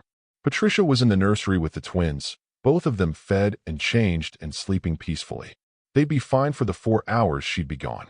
She showered, letting the hot water wash away the anxiety and exhaustion. When she emerged, she looked at herself in the mirror, really looked. No makeup yet. Hair wet. Wearing a bathrobe. She looked like a tired new mother, which she was. But in 6 hours, she'd walk into Trevor's wedding looking like money. The stylist arrived at 8 a.m. Hair first, blown out, styled in soft waves that fell past her shoulders. Elegant but understated.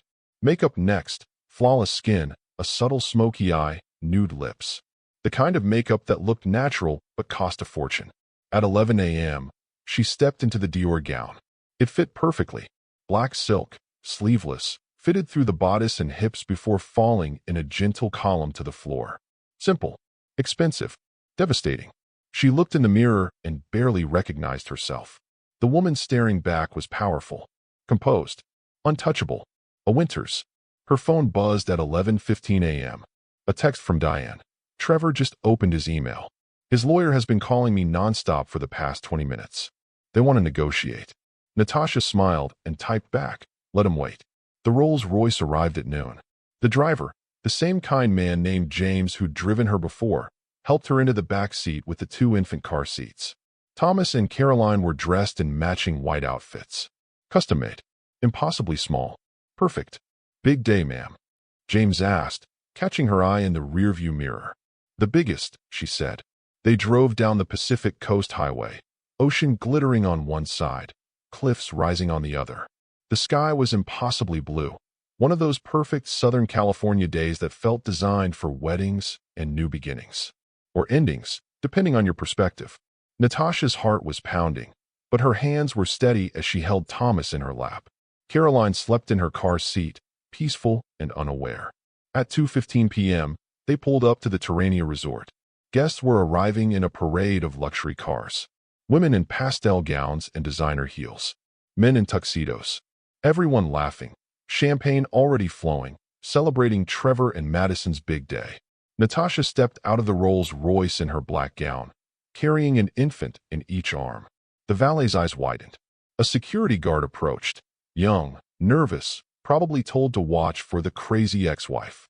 Ma'am, I'm going to need to see your invitation. Natasha handed him a business card. Not an invitation. Natasha Winters, principal owner Winters Real Estate Holdings. The guard looked confused. I don't understand. I own this property, Natasha said calmly. This resort is built on land that belongs to me. I don't need an invitation to attend an event at my own venue. The guard's radio crackled.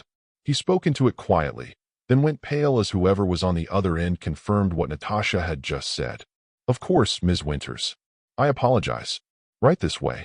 He led her through the lobby, past clusters of guests sipping champagne and admiring the ocean view, toward the ceremony space.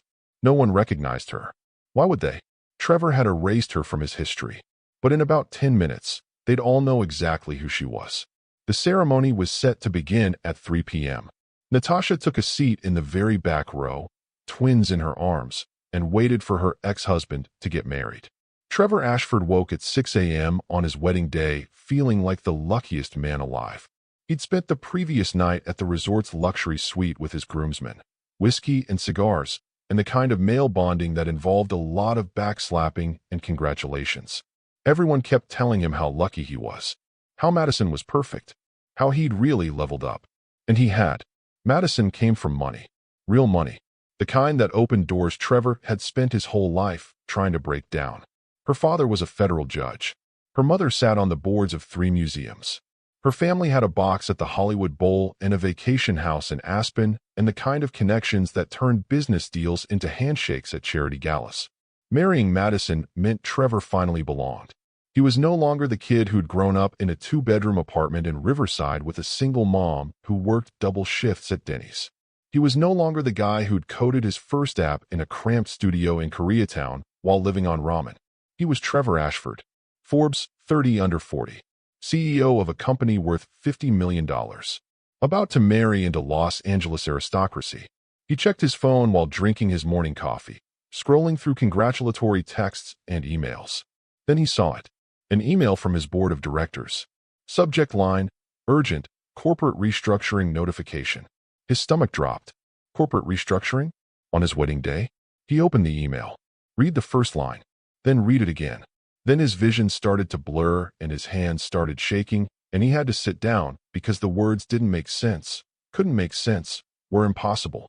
Dear Mr. Ashford, this letter serves as official notification that as of February 10th, 2026, at 2:47 p.m., ownership of Ashford Tech Solutions has transferred to Ms. Natasha Winters, who now holds 100% equity in the company. This transfer was executed following the board's unanimous vote to sell their collective 50% stake to Ms. Winters, combined with her existing 50% ownership, derived from spousal investment capital dated September 2020, previously undisclosed in corporate filings. You will retain your current position as CEO, subject to approval by the new owner. Ms. Winters' legal team will be in contact regarding your employment terms. We regret any inconvenience this may cause. The phone slipped from Trevor's hand and clattered onto the marble floor. Natasha. Natasha owned his company. His company. The one he'd built. The one he'd named after himself. The one that represented everything he'd accomplished, everything he'd become. And she owned it. All of it. His best man, Christopher, knocked on the door. Trevor? You okay in there? We need to start getting ready. Trevor couldn't answer. Couldn't breathe. He picked up his phone with trembling hands and called his lawyer. Gerald Pemberton answered on the first ring. Trevor, I've been trying to reach you. What the hell is this email? It's exactly what it says. Natasha Winters now owns your company. She acquired the board's 50% stake and activated her own 50% ownership from the initial investment. What investment? I built that company myself. Gerald's sigh was long and weary. Trevor, do you remember the $200,000 Natasha gave you in September 2020? The money from her father's life insurance that funded your first year of operations. That was a gift. It was recorded as spousal investment capital in your corporate documents. I've reviewed the filings. It's right there, which means she's always been a 50% owner.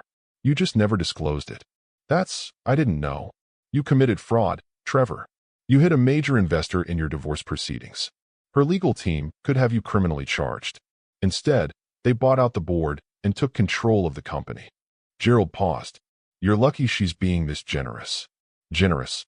Trevor's voice cracked. She took my company. No, Trevor. She took her company. The one she's always owned half of. Trevor ended the call and threw the phone across the room. It shattered against the wall. Christopher burst through the door. Dude, what the hell? She took my company. Trevor's voice was hollow. Natasha took my company. Your ex-wife? How? I don't know. I don't. He ran his hands through his hair, panic rising in his chest.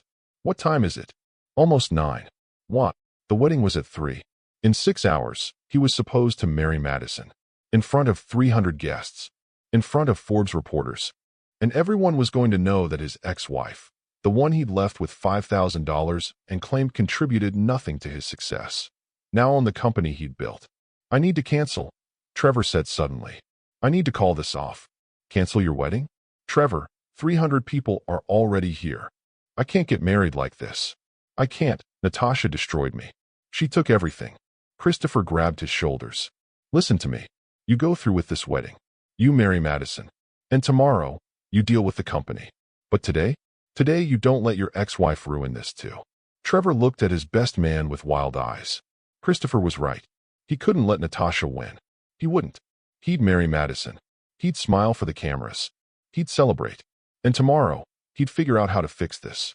At 2:55 p.m., Trevor stood at the altar, Madison's hand in his, and tried to forget about the email. He almost succeeded. Until he saw her, Natasha, walking down the aisle, in a black dress, holding two babies.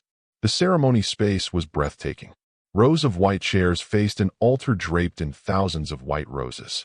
Behind it, the Pacific Ocean stretched infinite and blue, waves crashing against the cliffs below. The late afternoon sun cast everything in golden light. It was the kind of wedding Pinterest boards were made of. The kind that cost more than most people made in a year. The kind Trevor had always dreamed of having. Natasha walked through the crowd of milling guests, 300 of them, all dressed in their finest, all sipping champagne and admiring the view, and no one gave her a second glance. Why would they? She was nobody. A woman in black carrying two infants. Probably a nanny who'd gotten lost looking for the staff entrance. She heard fragments of conversation as she passed. Such a beautiful couple. Madison's dress is Vera Wong, I heard. Trevor's really made something of himself, hasn't he? From nothing to this. Truly inspirational. From nothing. Natasha's jaw tightened, but she kept walking. She found a seat in the very back row, corner spot, partially hidden by a decorative column. She could see everything from here, but casual observers might miss her. Perfect. She settled Thomas in her left arm, Caroline in her right. They were both awake now, looking around with those unfocused infant eyes, making small cooing sounds. Shoo, Natasha whispered. Just a little longer. Then everyone will know you exist. A woman in a lavender dress sat down next to her, smiled politely. Are you with the bride or groom? Natasha's voice was steady. The groom. Old friend. The woman nodded, already losing interest, and turned to chat with her companion. Old friend. If only they knew.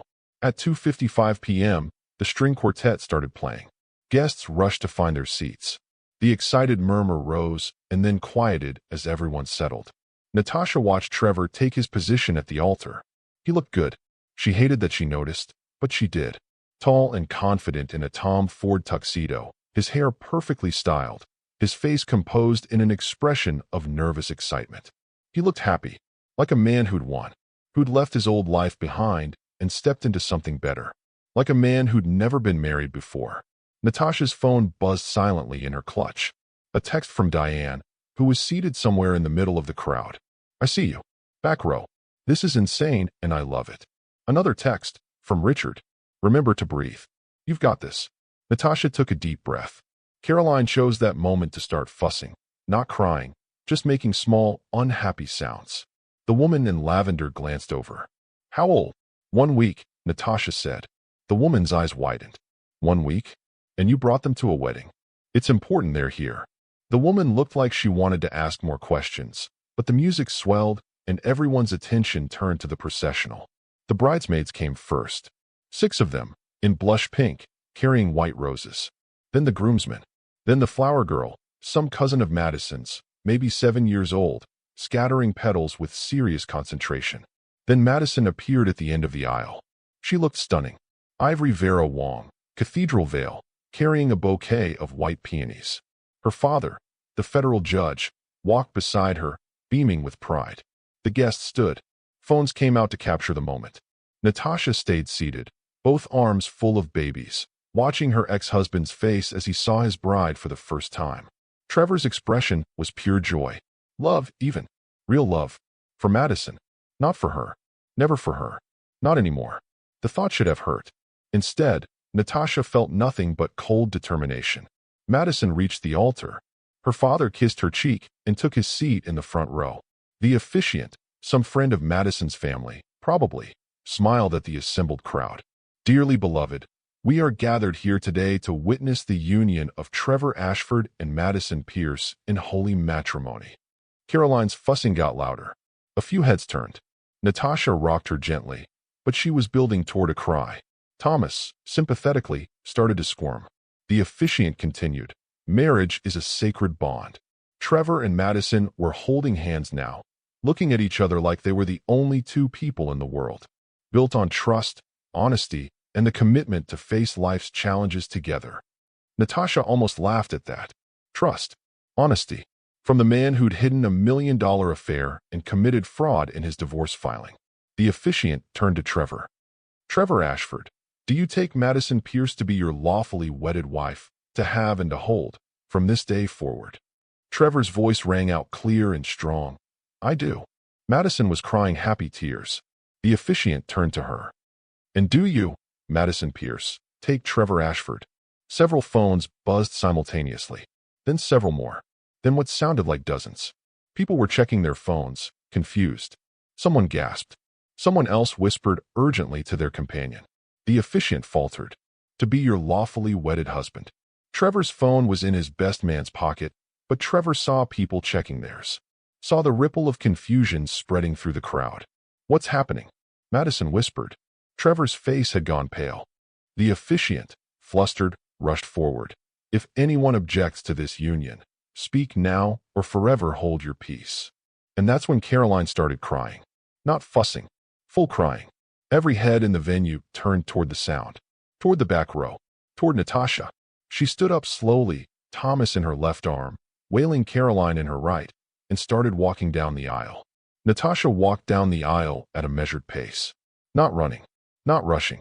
Just walking, calmly, deliberately, like she had every right to be there. Because she did.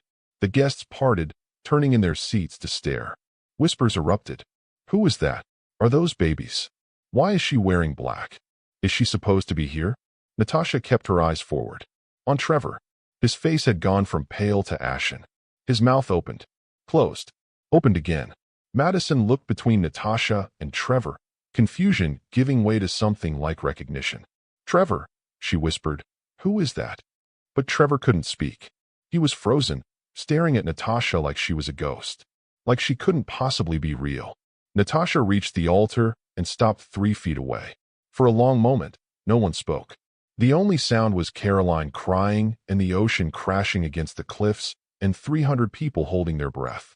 Then Natasha's voice cut through the silence, calm and clear. Hi, Trevor. Congratulations on your wedding. Madison's voice was small. Trevor, who is this? Trevor still couldn't answer. His best man, Christopher, leaned in and whispered something that made Madison's face drain of color. Your ex-wife. Madison's voice rose. But you said she moved away. You said she was out of your life. She is, Trevor finally croaked. Natasha, what the hell are you doing here? Attending a wedding, Natasha said. At my property. The Terrania Resort is built on land I own. I'm the landlord here, Trevor. Did you forget to check that before you booked? Trevor's face twisted. You need to leave. Now. Security. Won't stop me. Natasha interrupted. I already showed them proof of ownership. They're very clear on property rights. Madison was looking at the babies now, her face a mixture of confusion and dawning horror. Are those? Whose babies are those? Natasha turned to her. Met her eyes. Mine. Thomas and Caroline. They're 1 week old. The math was obvious. Immediate. Devastating. Madison's hand flew to her mouth. She looked at Trevor. You said she wasn't pregnant. You said that whole thing was a lie to try to get you back. It was. Trevor's voice was desperate. I mean, I didn't know. You knew. Natasha said quietly. I told you in that hotel room. You said it was not your problem anymore. The guests were silent now, everyone straining to hear. This wasn't the wedding they'd come for. This was a drama. A scandal. The kind of thing people would talk about for years. Someone in the third row had their phone up, recording. Others were doing the same. This was going to be all over social media within the hour. Forbes was here. Natasha could see their reporter, a young woman in a gray dress, frantically taking notes. Good. Let everyone see. Let the world know what Trevor Ashford had really done. Madison was backing away from Trevor now, tears streaming down her perfect makeup. You told me you were divorced 2 years ago. You told me she was your college girlfriend who couldn't let go. Madison, please. Were you even divorced when we started dating? Trevor didn't answer. Madison's voice broke. Oh my God. Oh my God. I'm the other woman. Everyone here thinks I'm the other woman. You are the other woman, Natasha said, not unkindly. It was just a fact. But that's not your fault.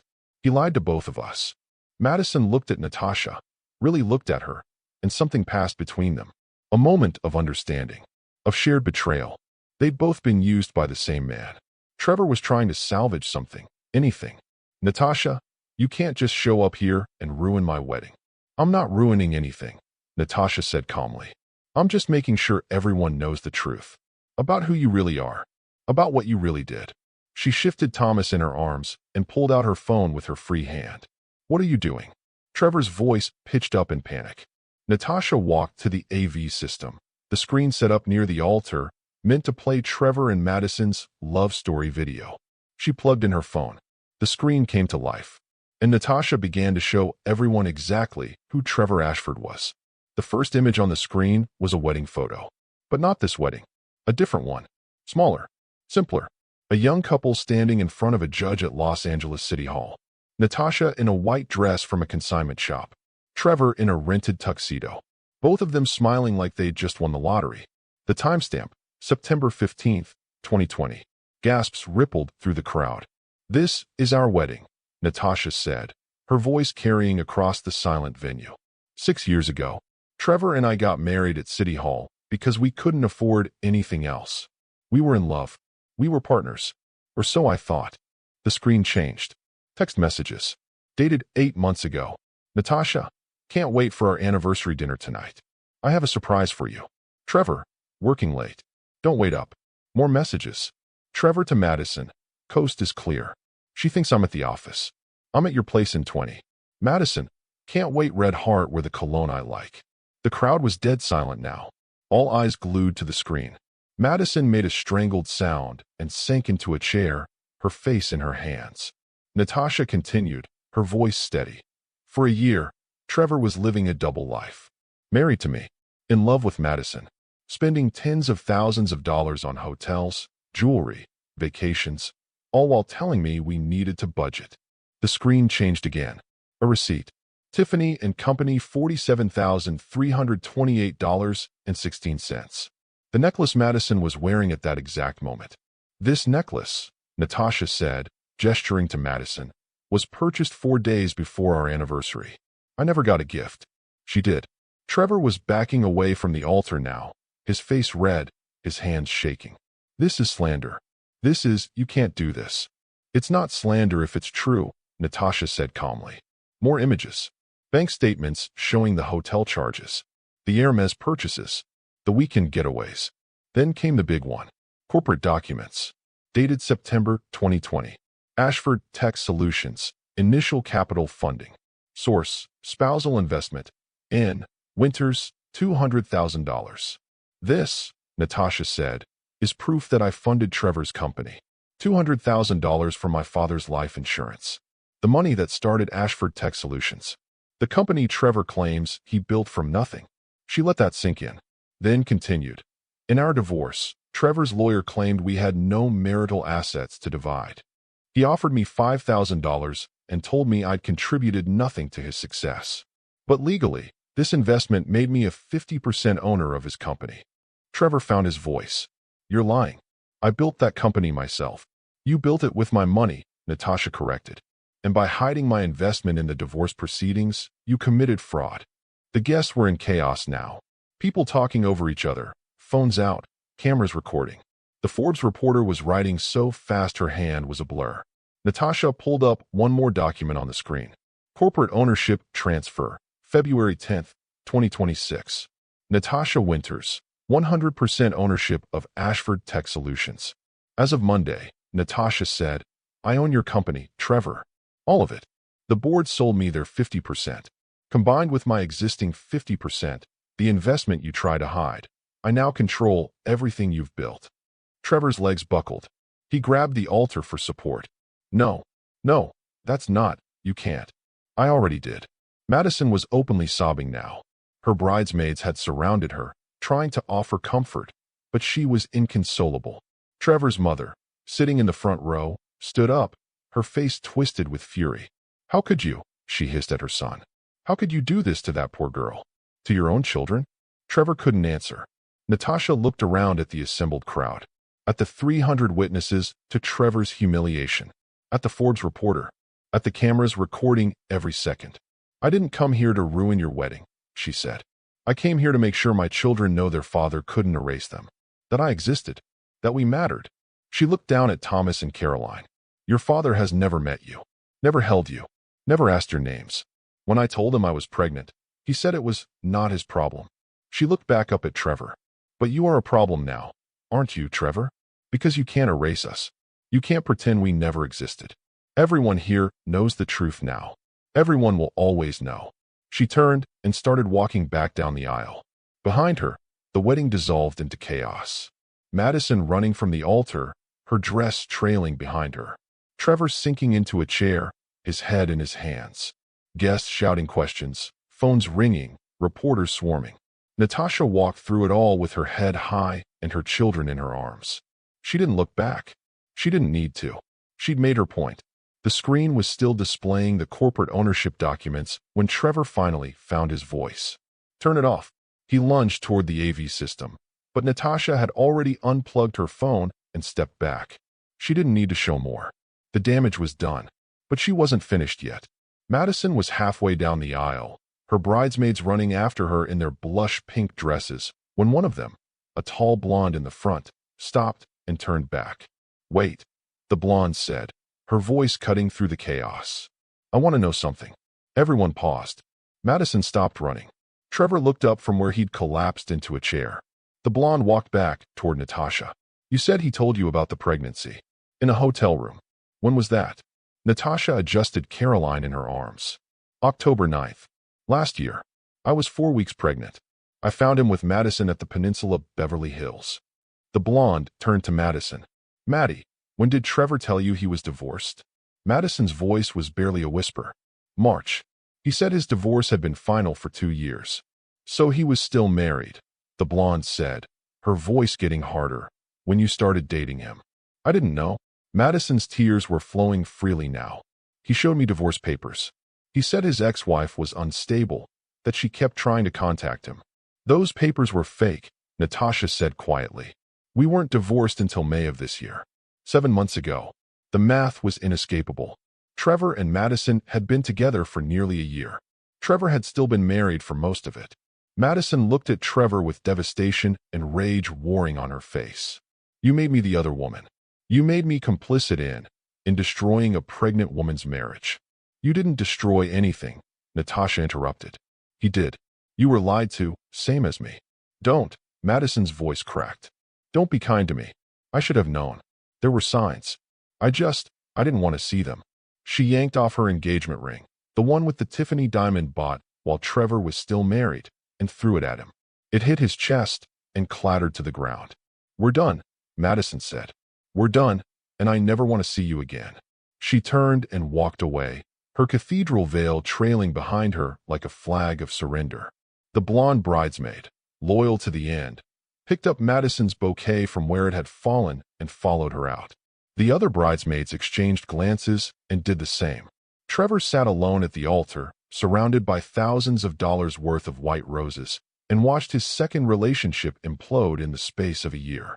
Someone in the crowd started clapping. Slow, deliberate, sarcastic. It was a man in his 60s, silver-haired, wearing an expensive suit. He stood up from his seat in the 5th row. Well done, he said, looking at Trevor. Truly, I've seen a lot of corporate malfeasance in my career, but hiding a primary investor in divorce proceedings? That's bold. Trevor's face went from pale to gray. Mr. Harrison. Robert Harrison, the man said, turning to address the crowd. I'm the CEO of Tech Venture Capital.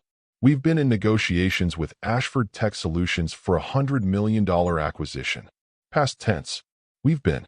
Trevor stood up, desperation in his eyes. Robert, this is all a misunderstanding.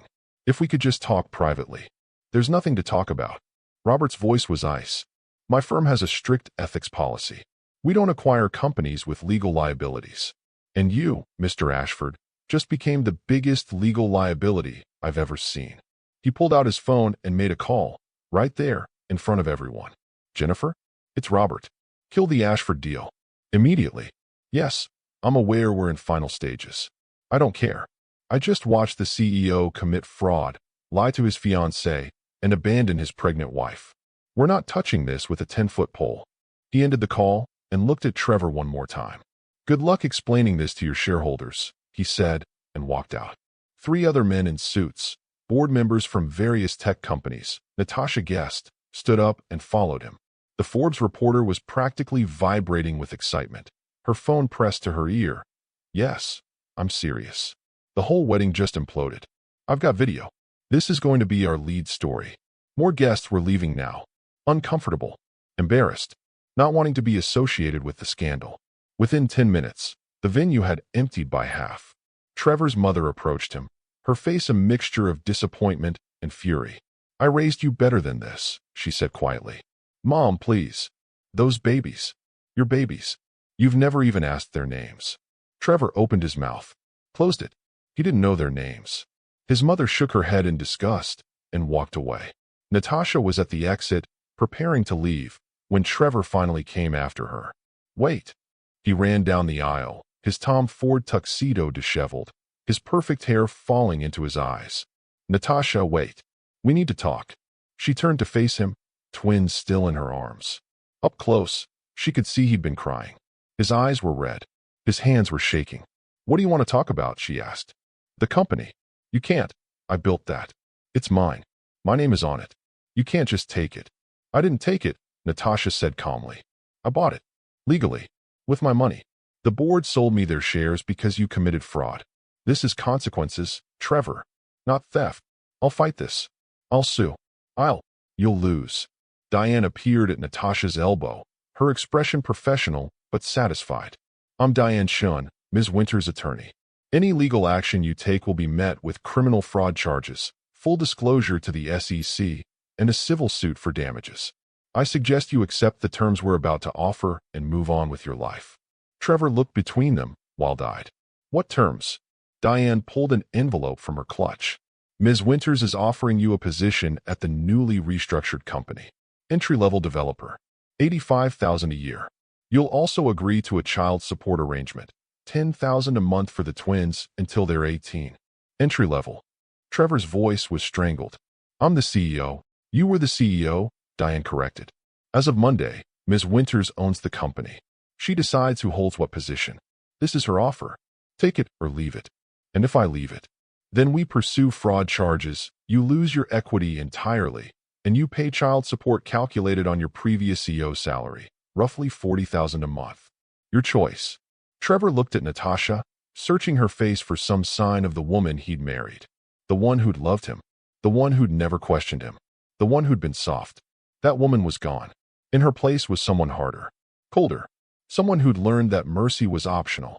Why are you doing this? He whispered. Natasha's answer was simple.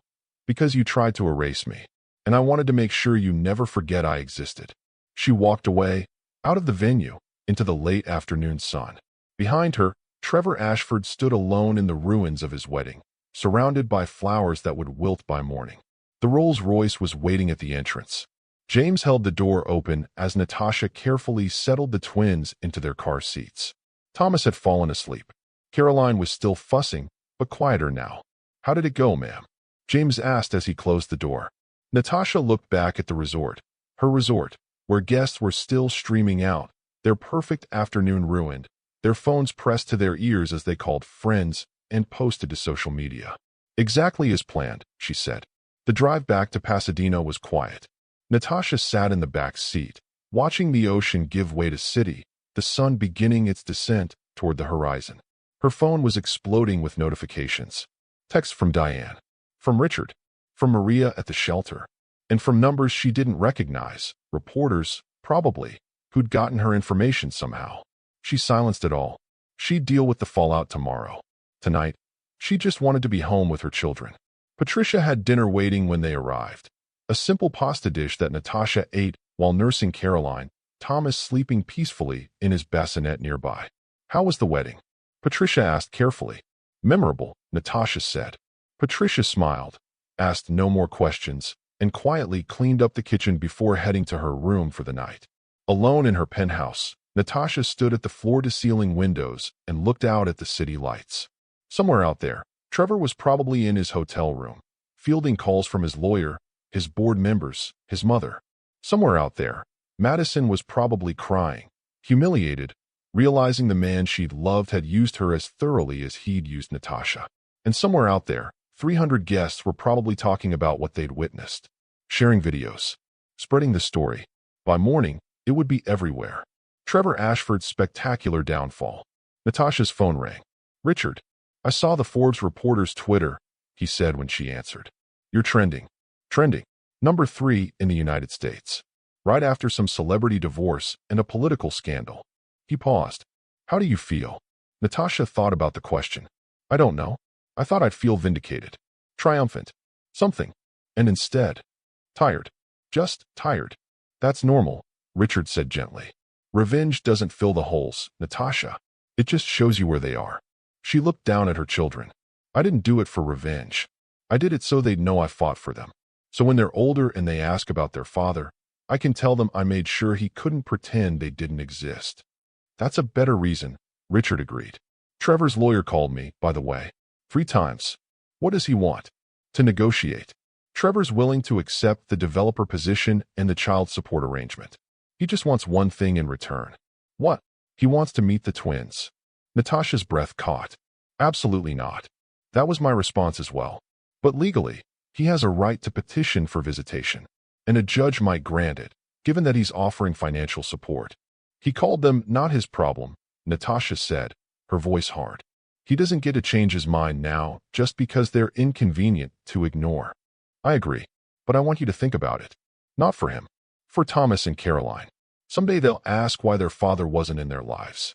You can tell them you refuse to allow it, or you can tell them he chose not to be involved. One of those answers is easier to live with than the other." Natasha closed her eyes. "What do you recommend?" "Set conditions. He completes a parenting course, attends therapy for 6 months, passes a background check, then supervised visits, 1 hour a month, at a neutral location. If he's serious about being a father, he'll do the work. If he's not, the decision is his, not yours." It made sense. Natasha hated that it made sense. "Draw up the terms," she said finally. "Send them to his lawyer." "I will. Get some rest, Natasha. You won today. Let yourself feel that." After he hung up, Natasha sat in the nursery, rocking Caroline, and tried to understand what she felt. Not triumph. Not satisfaction. Just a quiet, settled certainty that she'd done what needed to be done. Trevor couldn't erase her anymore. The world knew the truth. And that was enough. The Forbes article published at 6 a.m. the next morning. Wedding scandal. Tech CEO's secret past revealed in dramatic ceremony crash. By Jessica Hernandez. What was supposed to be the wedding of the season became the scandal of the year when Trevor Ashford's ex-wife crashed his Valentine's Day ceremony to reveal a web of lies, fraud, and betrayal. The article was thorough, devastating. It included screenshots from Natasha's presentation, quotes from guests, and a scathing analysis of the corporate fraud. By noon, it had been picked up by CNN, Bloomberg, and the Wall Street Journal. By evening, Trevor's face was on the evening news. Not as the successful entrepreneur he'd worked so hard to become. As a cautionary tale. Natasha didn't read most of the coverage. She was too busy with the twins, feeding, changing, soothing, existing in the exhausting blur that was life with newborns. But she did see one headline that made her pause. Madison Pierce releases statement. "I was deceived too." The article included a statement from Madison's publicist. Ms. Pierce had no knowledge of Mr. Ashford's marital status or fraudulent business practices. She was deliberately misled and deeply regrets any pain caused to Ms. Winters and her children. Ms. Pierce will not be making further public statements and requests privacy during this difficult time. Natasha felt an unexpected stab of sympathy. Madison hadn't asked to be the other woman. She'd been used, just like Natasha. Maybe not in the same way. Maybe not to the same degree. But used nonetheless. On February 20th, 6 days after the wedding, Trevor's lawyer sent a formal response to the employment offer. Trevor would accept the developer position. He would pay child support. He would complete the parenting course and attend therapy. And he would like to request a meeting with Natasha. In person.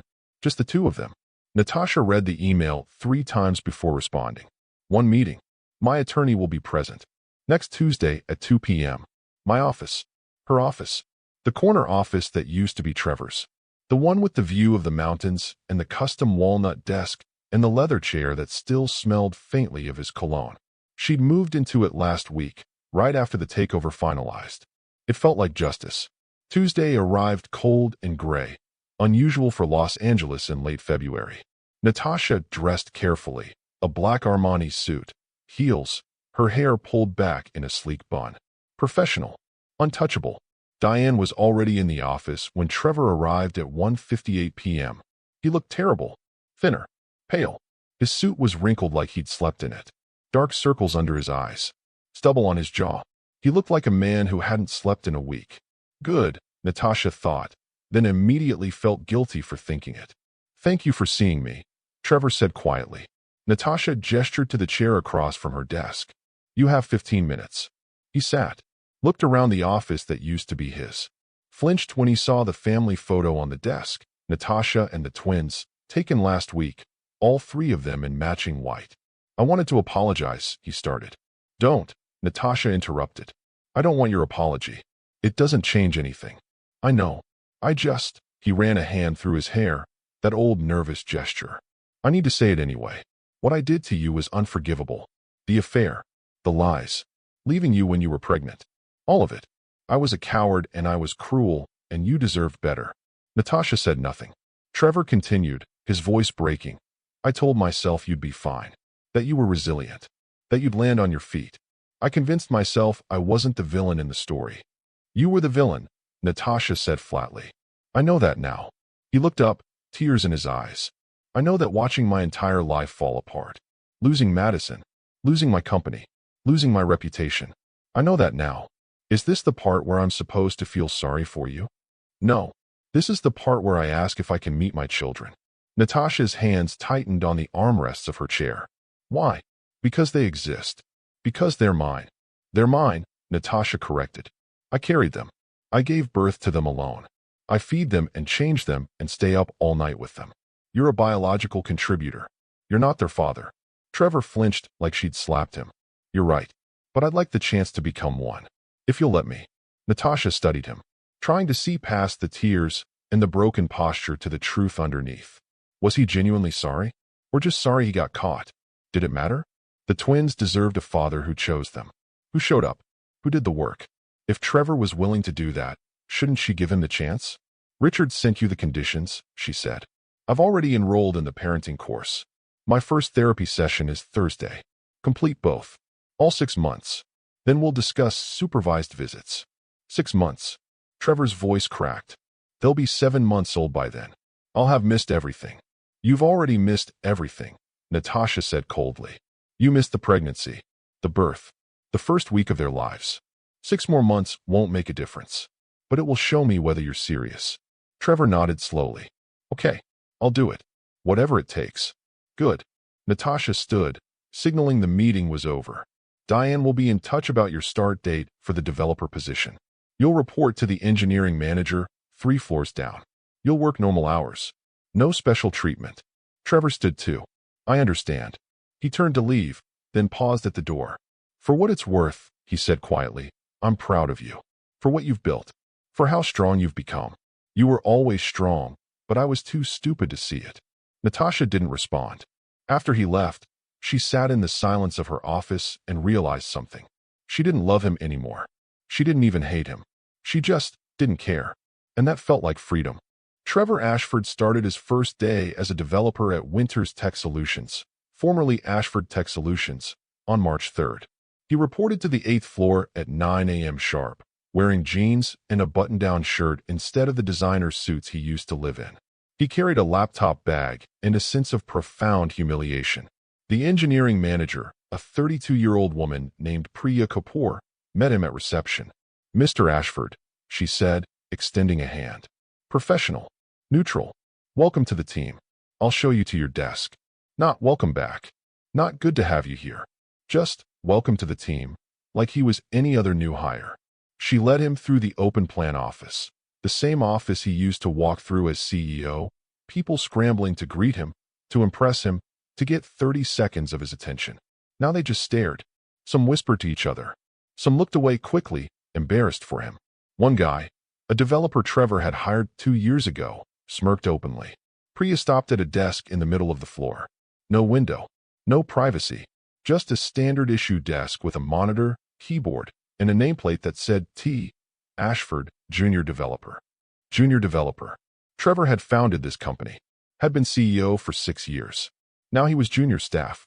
You'll be working on bug fixes for the mobile app, Priya said, pulling up a task list on his computer. Nothing customer-facing yet. We need to rebuild trust in your work first. Rebuild trust in your work. Like he didn't know how to code. Like he hadn't built this entire platform from scratch. But he nodded. Understood. Team stand-up is at 9:30. Lunch is noon to 1. We work 8-hour days here. No more, no less. Ms. Winters is very clear about work-life balance. Priya's expression didn't change, but there was the faintest edge to her voice. Questions. Trevor had about 1,000 questions. Like why Natasha had kept most of his staff but demoted him to the bottom. Like whether people would ever stop looking at him like he was a criminal. Like how he was supposed to survive on $85,000 a year when he'd gotten used to making 20 times that. But he just said, no questions. Great. I'll check in at the end of the day. Priya walked away. Trevor sat down at his desk, his tiny, windowless desk, and logged into the system. His executive access was gone.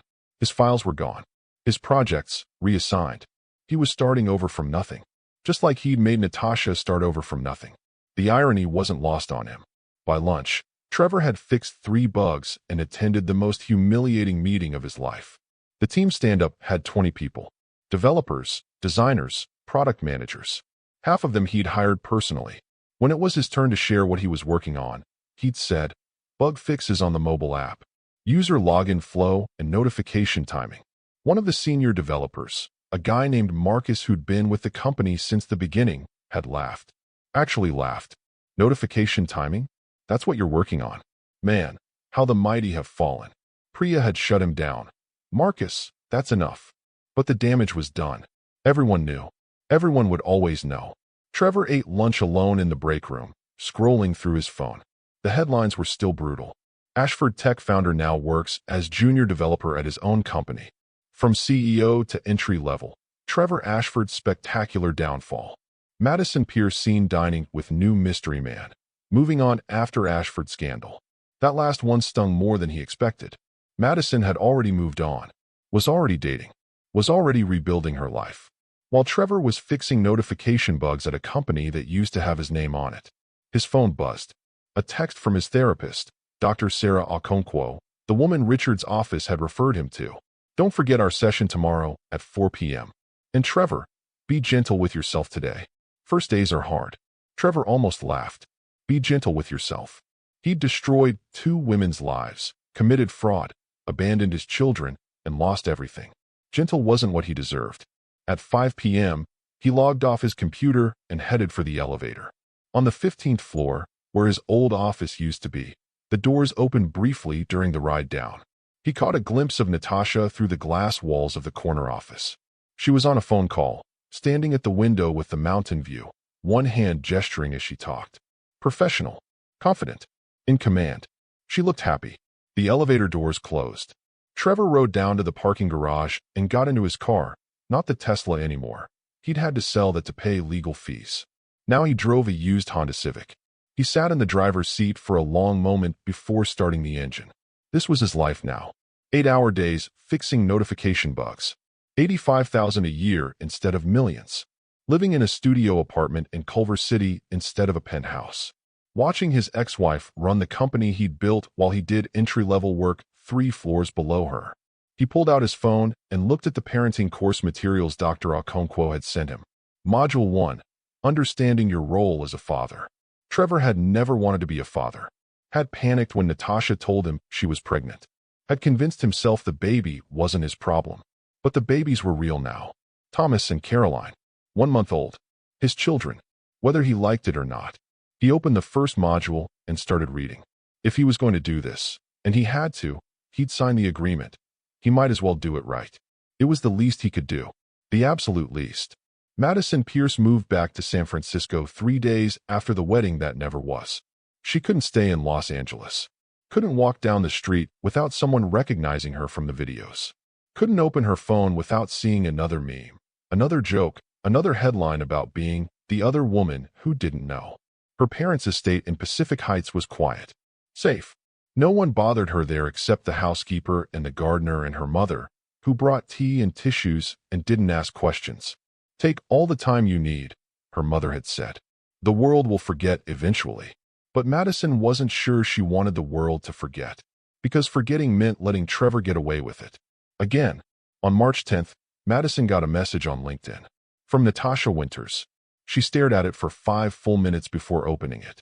Madison, I know this is unconventional, but I'm restructuring the executive team at Winters Tech Solutions, and I need an executive strategy consultant. Your Harvard credentials are impressive. Your work with Trevor showed strong analytical capabilities. Salary, $200,000. Full benefits. Reporting directly to me. I understand if you're not interested, but I believe Trevor used both of us, and I don't waste talent because of his mistakes. Let me know. Natasha. Madison read it 3 times. Then she called her therapist. Is this a trap? She asked Dr. Chun. Do you think it's a trap? I don't know. I was sleeping with her husband. I wore the necklace he bought with their money. I was going to marry him while he had newborn babies he'd never met. Why would she want to hire me? Why do you think? Madison was quiet for a long moment. Because she doesn't see me as the enemy. She sees Trevor as the enemy. And maybe she's right. She typed a response. Can we meet for coffee first? I'd like to talk. Natasha's reply came within minutes. Of course. When works for you? They met at a cafe in Pasadena on March 15th. Madison arrived early, nervous, wearing a simple black dress and minimal makeup. She'd lost weight since the wedding. Wasn't sleeping. Looked, she knew, like hell. Natasha arrived exactly on time, looking professional and composed in tailored pants and a silk blouse. No babies with her today. They sat across from each other at a corner table, cappuccinos between them, and for a long moment, neither spoke. Finally, Madison said, I'm sorry. I know. I should have seen the signs. I should have questioned more. I should have. You were lied to. Natasha interrupted gently, systematically and deliberately. That's not your fault. Madison's eyes filled with tears.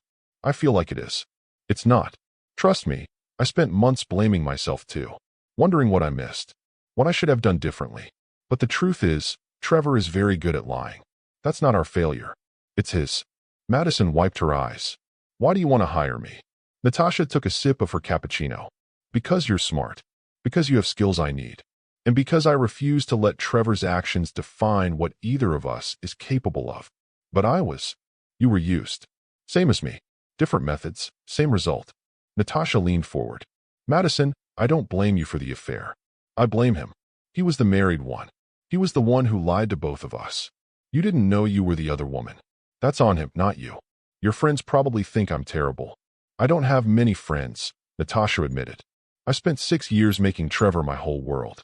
That was a mistake I'm still correcting. She paused. But the few people I do have, they think you were a victim too. Madison looked at her, really looked at her, and saw something unexpected. Not anger, not resentment, understanding. If I take this job, Madison said slowly, people will talk. They'll say I'm trying to clear my conscience or that you're crazy for hiring me. Let them talk, Natasha said simply. I stopped caring what people think when I walked into that wedding. Did you see the headlines afterward? Some of them. They called me vindictive. A scorned woman. Said I was cruel for embarrassing Trevor publicly. Natasha smiled, but there was steel in it. I don't care. I did what I needed to do. If you take this job because it's the right move for your career, that's valid. If you take it to prove something to yourself, that's valid too. Just don't take it out of guilt. Madison thought about it. About Trevor's lies. About her humiliation. About the years she'd spent thinking she was building a future with a man who was already married. About the fact that she was a Harvard MBA working as a strategy consultant, and she was good at her job. Trevor didn't get to take that from her too. When do I start? She asked. Natasha smiled. Monday. August in Los Angeles was brutal. Natasha stood in her corner office, air conditioning on full blast, watching the heat shimmer off the streets below. Thomas and Caroline were 6 months old now, sitting up, babbling, developing personalities. Thomas was quiet and observant, always watching, taking everything in with those serious gray eyes. Caroline was louder, more demanding, the one who screamed when she wanted attention and laughed when she got it. They were perfect and exhausting. Natasha had a full-time nanny now.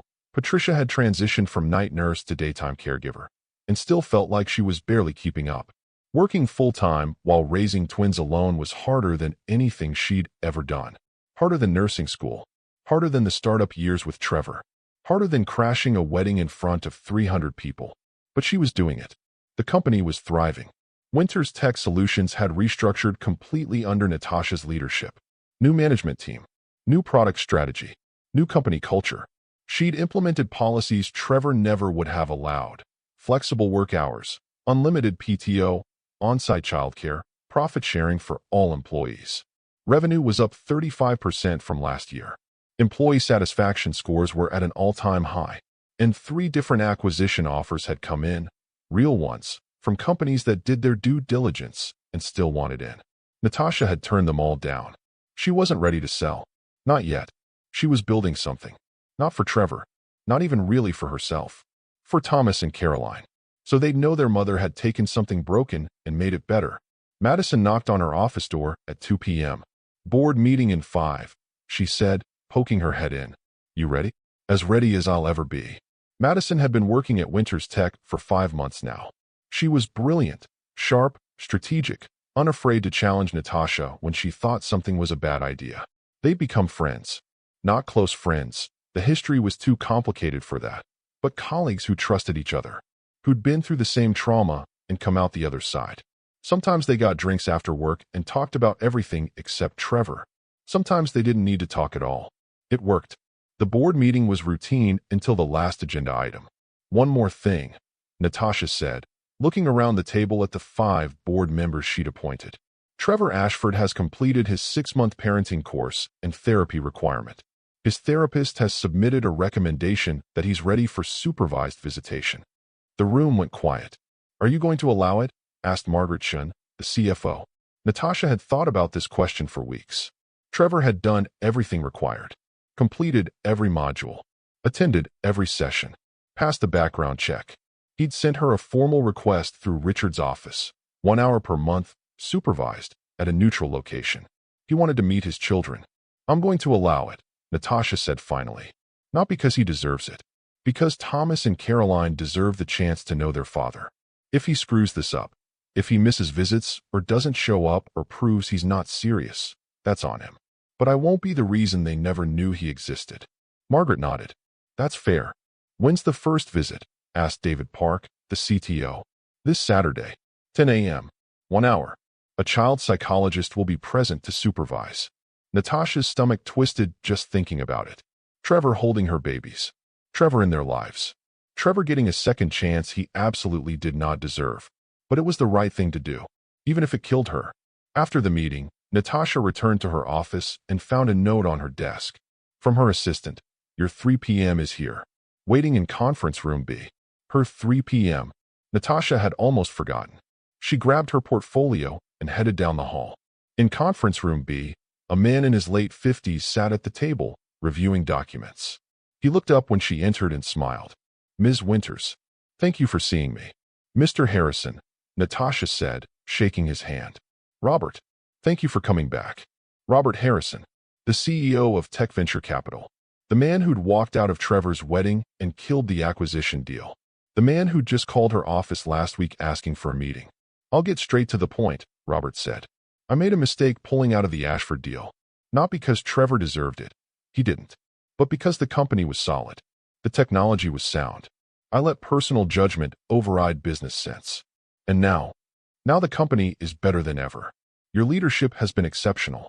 Your restructuring is exactly what the tech industry needs. And I'd like to make a new offer. He slid a folder across the table. Inside, an acquisition proposal. $150 million. Triple what he'd offered Trevor. Natasha looked at the number and felt nothing. Not excitement. Not temptation. Just a quiet acknowledgement that she'd won. She'd taken Trevor's company and made it worth 3 times what it had been under his leadership. She looked up at Robert. I'm not selling. His eyebrows rose. You haven't heard my full offer. I don't need to. I'm not selling. Not now. Maybe not ever. I'm building something here. For my children. For my employees. For myself. It's not about the money. Robert studied her for a long moment. Then he smiled. Good for you, he said. Truly. But when you change your mind, and you might, someday, call me first. He stood, shook her hand, and left. Natasha sat alone in the conference room, looking at the $150 million offer, and thought about where she'd been a year ago. Homeless, pregnant, abandoned, working night shifts at a pharmacy, living in a women's shelter, worth exactly $87. Now she was sitting in a corner office, running a $150 million company, raising twins, and turning down acquisition offers. She'd come so far, and she'd done it without Trevor. Actually, she'd done it because of Trevor. His cruelty had made her strong. His betrayal had made her fierce. His attempt to erase her had made her unforgettable. She picked up her phone and texted Richard. First visitation is confirmed for Saturday. I'll need you there. Just in case. His response, I'll be there. And Natasha? You're doing the right thing. She hoped so. She really, really hoped so. Saturday arrived gray and cool, the marine layer clinging to Los Angeles like a blanket. Natasha dressed the twins in matching outfits, Thomas in a blue romper, Caroline in a blue dress. She'd agonized over the choice. Too fancy felt like she was showing off. Too casual felt disrespectful. In the end, she settled on simple, clean, presentable. Her hands shook as she buckled them into their car seats. It's just an hour, she whispered to them. To herself. Just 1 hour. Patricia had offered to come, but Natasha declined. Richard would be there. That was enough. She didn't want a crowd. Didn't want witnesses to what might be the most painful hour of her life. Watching Trevor hold the children he'd abandoned. The meeting was at a child development center in Santa Monica, a neutral location with soft lighting, colorful toys, and a trained supervisor who specialized in family reunification. Dr. Lisa Martinez met Natasha in the parking lot. How are you feeling? She asked gently. Terrified, Natasha admitted. That's normal. Remember, you're in control here. If at any point you're uncomfortable, we stop. If Trevor does anything inappropriate, we stop. This is about what's best for Thomas and Caroline, not about what Trevor wants. Natasha nodded, grateful for the clear boundaries. They walked into the center together. Richard was already there, sitting in the observation room behind one-way glass. I'll be watching the whole time, he said, squeezing Natasha's shoulder. You're not alone. Trevor arrived at 9:58 a.m., 2 minutes early. He looked different than he had at their last meeting. Healthier. The dark circles under his eyes were faded. His clothes were pressed. His hair was cut. He'd gained back some of the weight he'd lost. He looked, Natasha thought with a stab of resentment, like he was doing okay. Natasha, he said quietly. Trevor. An awkward silence. Dr. Martinez stepped in smoothly. Mr. Ashford, thank you for being on time. I'm Dr. Lisa Martinez. I'll be supervising today's visit. Before we begin, I need to review the ground rules. She walked him through the protocols. No raising his voice, no sudden movements around the babies, hands washed before holding them. Visit ends immediately if either baby shows distress. Trevor nodded to everything. I understand. Good. Natasha, are you ready? No. She would never be ready for this. But she said, yes. They moved into the visitation room, a bright space with soft carpet, age-appropriate toys, and comfortable chairs.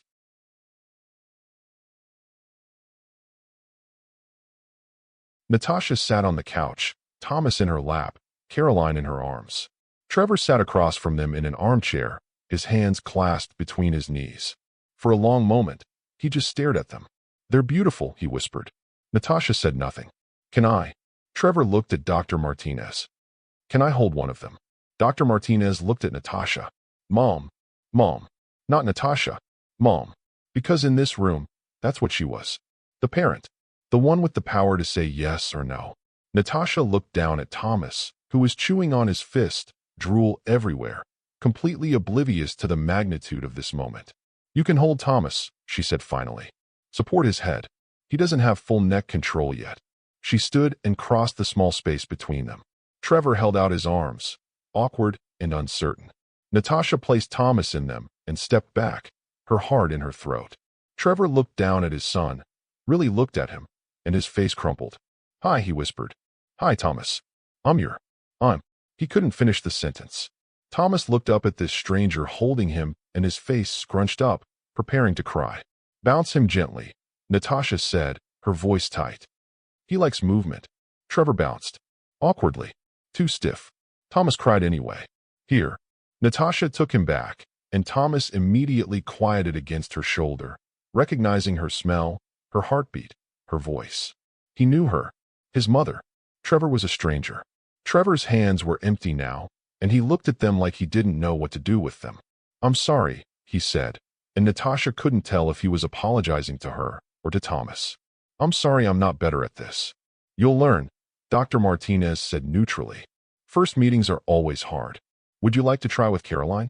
Trevor looked at Natasha, asking permission. She was still holding Thomas, so she nodded toward Caroline, who was in a bouncy seat nearby. "You can take her out," Natasha said. Gently, Trevor stood and approached Caroline like she was made of glass. Caroline, for her part, was chewing on a teething ring, completely unconcerned. Trevor unbuckled her carefully and lifted her. She was smaller than Thomas. Lighter, more fragile seeming. "Hi, Caroline," Trevor whispered. And Caroline, unpredictable as always, smiled at him. Not a real smile, probably. Just gas. Or a reflex.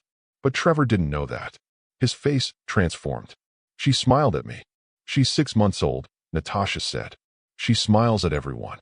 But even as she said it, she felt something twist in her chest. Because Trevor was crying now, holding Caroline, tears streaming down his face. "I'm so sorry," he kept saying. "I'm so sorry I wasn't there. I'm so sorry." And Natasha, despite everything, despite the affair and the lies and the cruelty, felt the tiniest crack in the wall she'd built around her heart. Not forgiveness. Not yet. Maybe not ever. But something softer than the rage she'd been carrying. Pity maybe. Or just exhaustion. The hour passed in a blur. Trevor held both babies. Asked questions about their routines, their sleep schedules, their favorite things. Natasha answered, clinical and detached, giving him information without emotion.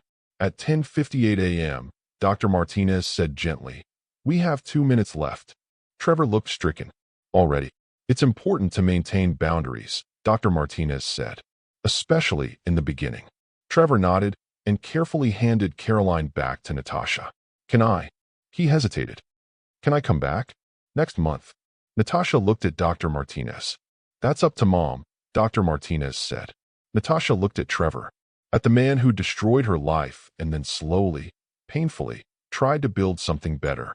"If you show up on time, and you don't miss appointments, and you keep doing the work in therapy," she said carefully, "then yes. Second Saturday of every month. 1 hour. I'll be here," Trevor said. "I promise. I'll be here." They left separately, Natasha first, Trevor waiting 5 minutes, as per protocol. In the parking lot, Richard helped her load the twins into the car. "How are you?" he asked. Natasha looked back at the building where Trevor was still inside, probably sitting alone in that visitation room, crying. "I don't know," she said honestly.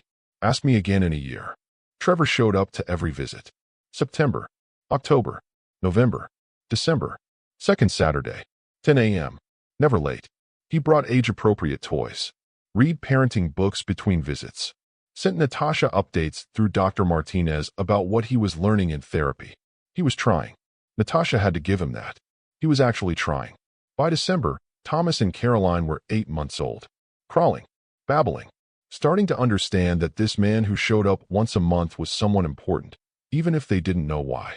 They didn't cry when Trevor held them anymore. That felt like progress, and also like a knife in Natasha's chest.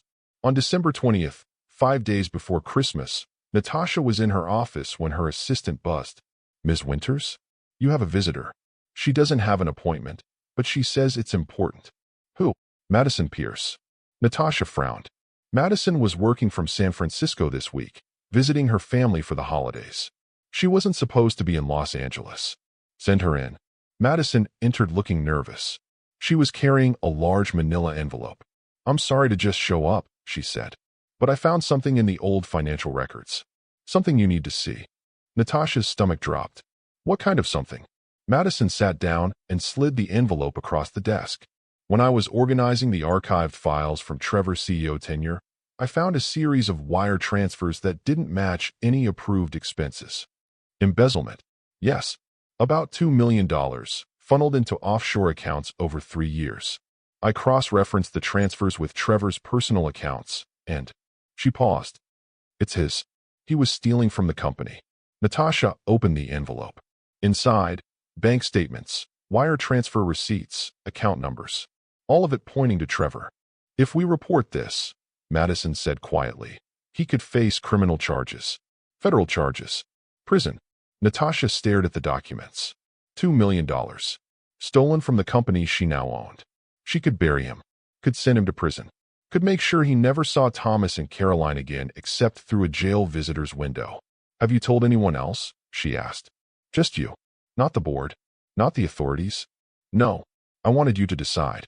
Natasha sat back in her chair and thought about Trevor crying while holding Caroline, about his perfect attendance at visitation, about the texts Dr. Martinez forwarded, Trevor asking for advice on teething, on sleep training, on how to be a better father. She thought about Thomas and Caroline, who were starting to smile when they saw him. And she thought about the woman she wanted to be, the mother she wanted her children to see. We're not reporting it, she said finally. Madison's eyes widened. What? We're keeping it. As insurance. If Trevor ever misses a visit, if he ever tries to fight for custody, if he ever does anything to hurt those children, we have this. We can destroy him whenever we want. But he stole $2 million. And I have $380 million, Natasha said. I don't need his money. I need leverage. This gives us that. Madison looked at her for a long moment. You're not who I thought you'd be. What do you mean? I thought you'd want revenge. Blood. I thought you'd want to see him suffer. Natasha looked at the photo on her desk. Her and the twins. Taken last week. All three of them laughing. I did want that, she said honestly. For a long time. But revenge is exhausting, Madison. And it doesn't give me back the year I lost. It doesn't change what happened. So what do you want? Natasha thought about the question. What did she want? Not Trevor's destruction. Not anymore. Just peace. Just her children growing up healthy and loved. Just a company that treated people well and made good products. Just a life that was hers. I want to move on, she said. I want to wake up and not think about Trevor first thing. I want to take the twins to the park without wondering if we'll run into him. I want to feel like I've won, not because I destroyed him, but because I built something better. Madison nodded slowly. Then we keep the evidence. We stay quiet. And we let him think he got away with it. Exactly. And if he screws up, then we end him, Natasha said simply. But until then, we give him the chance to be a father. Madison stood to leave, then paused at the door. You're a better person than I'd be. I don't know about that, Natasha said. I just know that holding on to hate was killing me. This feels better. After Madison left, Natasha locked the envelope in her safe. Insurance. Just in case Trevor forgot how lucky he was to have a second chance. Christmas Eve. Natasha was at her parents' graves in Forest Lawn Cemetery, the twins bundled in their stroller, placing poinsettias on the headstones. Thomas Winters, beloved husband and father. Catherine Winters, beloved wife and mother. She did this every Christmas Eve. Had done it since her mother died 7 years ago. Hi, Mom. Hi, Dad, she said quietly. I brought your grandchildren, Thomas and Caroline. I wish you could have met them. The twins were babbling to each other, oblivious. Natasha told her parents everything. About the divorce, the inheritance, the company, Trevor's visits. I don't know if I'm doing the right thing, she admitted, letting him see them. But I keep thinking, they deserve a father. Even if he's a terrible one. Even if he hurt me. They deserve the chance. The wind rustled through the trees. I think you tell me to follow my gut. To do what feels right, not what feels satisfying. She smiled sadly. Mom, you always said revenge was like drinking poison and expecting the other person to die. I get it now. I really get it. She stayed until the twins got fussy, then drove home as the sun set over Los Angeles. Her phone rang as she was putting the twins to bed. Trevor. She almost didn't answer. Their communication was supposed to go through Dr. Martinez. But something made her pick up. Natasha, I'm sorry to call directly. I wanted to ask you something. What? Can I see them on Christmas? Just for an hour. I know it's not our scheduled day, but I got them presents and I thought. No. Silence. Oh, okay. I understand. He sounded crushed. Natasha closed her eyes. Hated herself for what she was about to say. You can come tomorrow. Christmas morning. 10 a.m. 1 hour. My place. Really, don't make me regret it. I won't. I promise. Thank you, Natasha. Thank you. She hung up before he could say anything else. What was she doing? Why was she letting him into her home? Into her Christmas? But she knew why.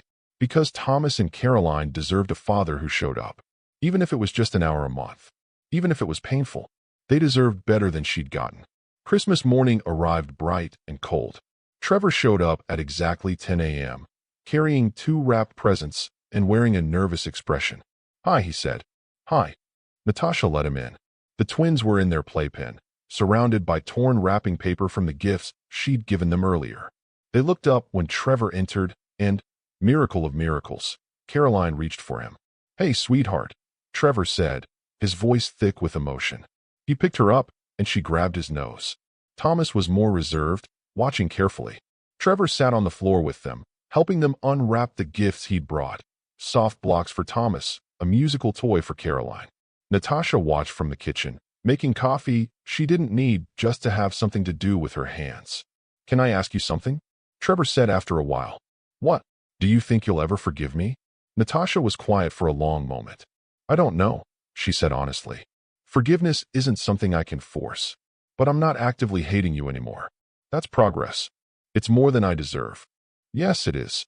Trevor looked at her, and there was something raw in his expression. "I loved you, you know. Back at the beginning. I really did love you. I know. I don't know when that changed. When I became the kind of person who could do what I did. But I'm sorry. Every day I'm sorry." Natasha set down her coffee cup. "Being sorry isn't enough, Trevor. But showing up is. Keep doing that. Keep being there for them. That's how you make it right." "I will. I promise." At 11 a.m., he left, hugging both twins goodbye. Natasha watched him drive away and felt something shift inside her. Not forgiveness. Not yet. But maybe, someday, acceptance. That Trevor had been her past. But Thomas and Caroline were her future. And that future was bright enough to let the past fade. The twins' first birthday party was everything Natasha had dreamed of. Small. Intimate.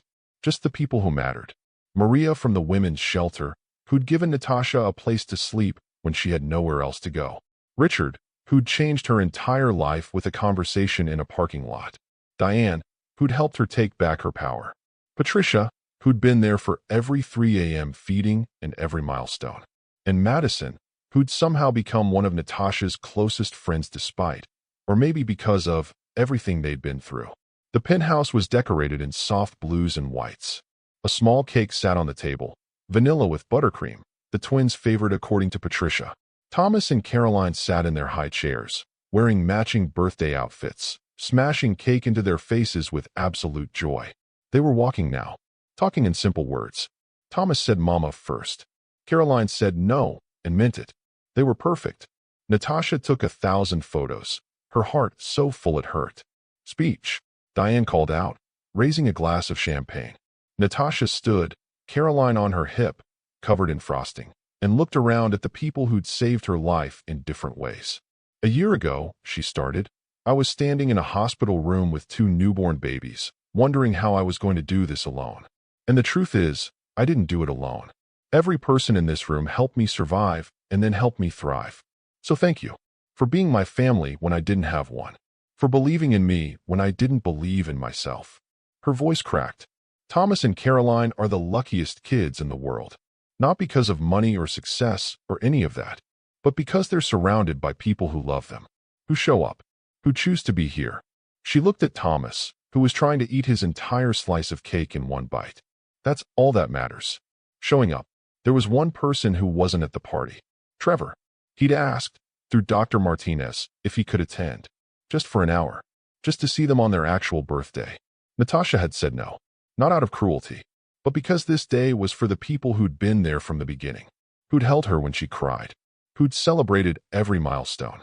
Trevor got his monthly visit. That was enough. But at 3 p.m., after the party guests had left and the twins were down for their nap, there was a knock at the door. Natasha opened it to find a delivery person holding a large box.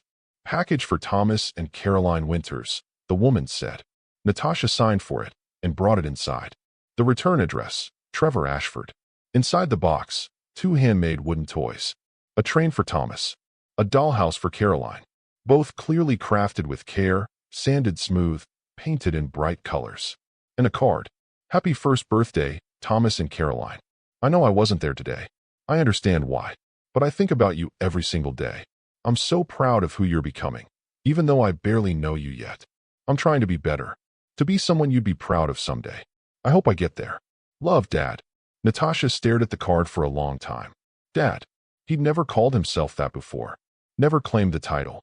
She looked at the wooden toys. The care that had gone into them. The time. Trevor had made these himself. She could see the small imperfections that came from handcrafting. This wasn't something he'd bought. This was something he'd created. For his children. Natasha felt the last sharp edge of her anger toward him finally smooth out. She didn't forgive him. Might never fully forgive him. But she didn't hate him anymore either. He was just a flawed man trying to be better. Failing sometimes. Succeeding sometimes. Like everyone else. She put the toys in the nursery where the twins would find them when they woke up. And she texted Trevor, "They're beautiful. Thank you." His response came immediately. "Thank you for letting me be part of their lives. Even a small part. It means everything." That night, after the twins were asleep, Natasha stood at her window overlooking the city and thought about how far she'd come. A year ago, she'd crashed Trevor's wedding with week-old twins and blown up his entire world. It had been satisfying. Necessary, even. But it hadn't healed her. What healed her was this. Building a company that treated people with dignity. Raising children who were loved. Creating a life that was hers. Trevor was a footnote in that story now. Not the main character. She was the main character. She always had been. She just hadn't known it yet. Her phone buzzed. A text from Madison, "Great party. The twins are lucky to have you." Another from Diane. "Can't believe they're already one. Time flies when you're building an empire." Another from Maria. "Those babies have grown so much. Remember when you first came to the shelter? Look at you now." Natasha looked at you now. She was standing in a penthouse she owned. Running a company worth $200 million. It had grown since Robert's offer. Raising twins who were healthy and happy and loved. She'd started with nothing. Less than nothing. And she'd built everything. Not despite what Trevor did to her. But because of it. His cruelty had revealed her strength. His betrayal had shown her who she really was. His attempts to erase her had made her unforgettable. She picked up her phone and opened her notes app. Started typing. Things to tell Thomas and Caroline when they're older. 1. Your father left us when you were still in my belly. It was the worst thing that ever happened to me. And also, somehow, one of the best. 2. People will try to make you small. Don't let them. You are Winters. That means something. 3. Revenge feels good in the moment. But building something better feels good forever. 4. Your grandfather left me everything. But the most important thing he left me was this. Don't let anyone erase you. Exist loudly. Exist proudly. Exist. 5. I loved your father once. He hurt me badly. But he's trying to be better. Give people room to grow, but never at the expense of yourself. 6. You were born out of pain, but you are pure joy. Never doubt that. She saved the note and set down her phone. Tomorrow, she had a board meeting. Next week, a product launch. Next month, Trevor's scheduled visit with the twins. Life went on. And for the first time in a long time, Natasha was genuinely excited to see where it would go. 2 years later, February 14th. Natasha stood at the beach with the twins, now 3 years old, watching them chase waves and shriek with laughter. Thomas was cautious, testing the water with one toe before running back to safety. Caroline ran straight in, fearless, soaking her dress, not caring. They were so different. So perfectly, beautifully themselves. "Mama, look." Caroline held up a shell, triumphant. "It's beautiful, sweetheart. Put it in your bucket." Patricia was nearby with a picnic blanket and snacks, giving Natasha space to just be a mother, not a CEO or a single parent or a woman with a complicated past. Just a mother, watching her children play. It was Valentine's Day. 4 years ago today, Natasha had crashed Trevor's wedding and changed both of their lives forever. The anniversary used to hurt. Used to bring back all the memories of that hotel room. Those babies in her arms, that walk down the aisle. But today, it just felt like another day. A good day. A normal day. Progress. Her phone buzzed. A text from Trevor. "Happy Valentine's Day. Can I take the kids for ice cream after my visit Saturday? Dr. Martinez said it might be okay if you approve." Natasha stared at the text. Trevor's visits had increased over the past year. Once a month became twice a month. Supervised became semi-supervised. 1 hour became 2. He'd proven himself. Slowly. Carefully. Never missing a visit. Always on time. Always prepared. The twins knew him now. Called him Daddy. Ran to him when he arrived. It still hurt to watch sometimes. But it also felt right. They deserved a father who tried. She typed back. 1 hour. Ice cream only. Have them back by 4. Thank you. I won't let you down. He hadn't. Not in 2 years. Not once. Maybe people could change. Or maybe Trevor had always had this version of himself inside him, and it just took losing everything to find it. Either way, he was showing up for Thomas and Caroline. That was all Natasha had ever asked for. Madison called while Natasha was packing up the beach gear. Quick question about the Q1 projections. Never mind, it can wait. Are you at the beach? Yeah. The twins wanted to see the ocean.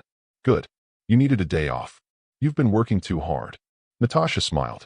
Says the woman who sent me 3 emails before 7 a.m. this morning. Touché. Hey, speaking of work, Forbes called. They want to do a follow-up piece.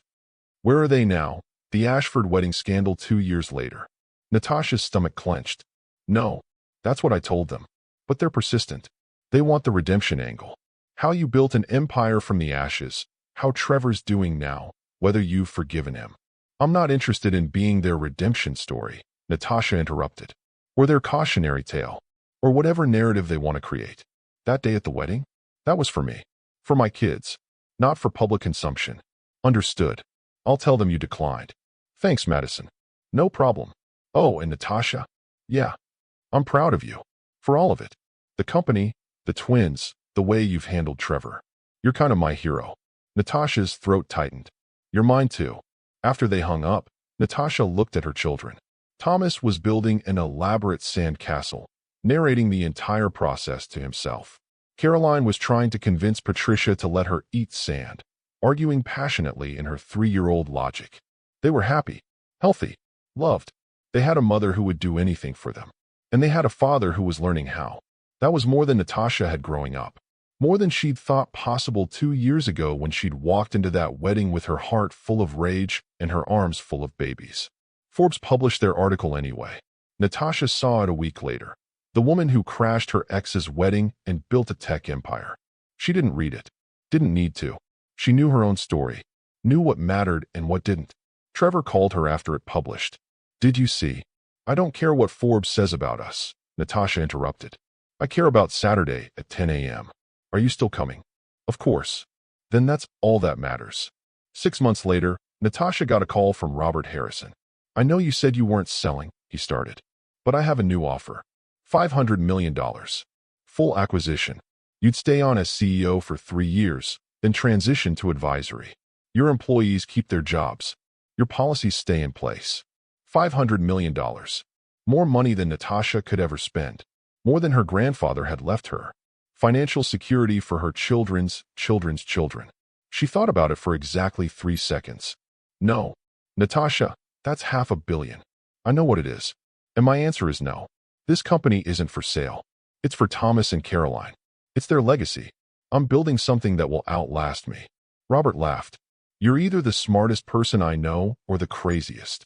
Maybe both. Fair enough. But Natasha? Yeah. Whatever you're doing, keep doing it.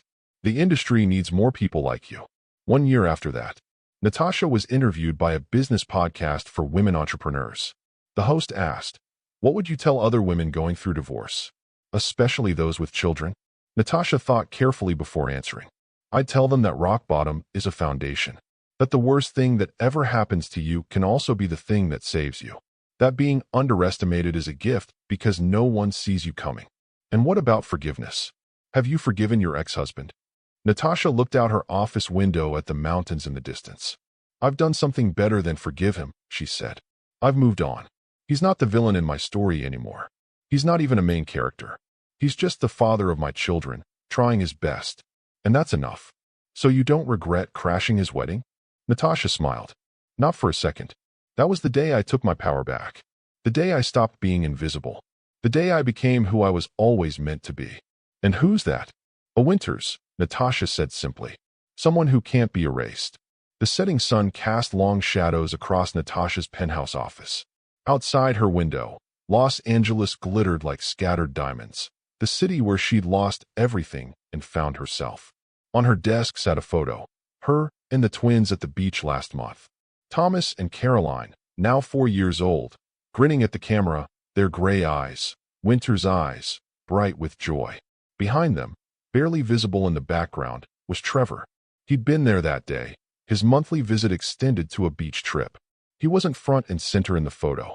He wasn't even clearly in focus. But he was there, part of the picture, part of their lives. Just not the whole story. Natasha picked up the photo and smiled. She'd survived. She'd thrived. She'd built an empire from ashes and turned her pain into power. And she'd done it by remembering one simple truth. You can't erase a winters. You can only make them stronger.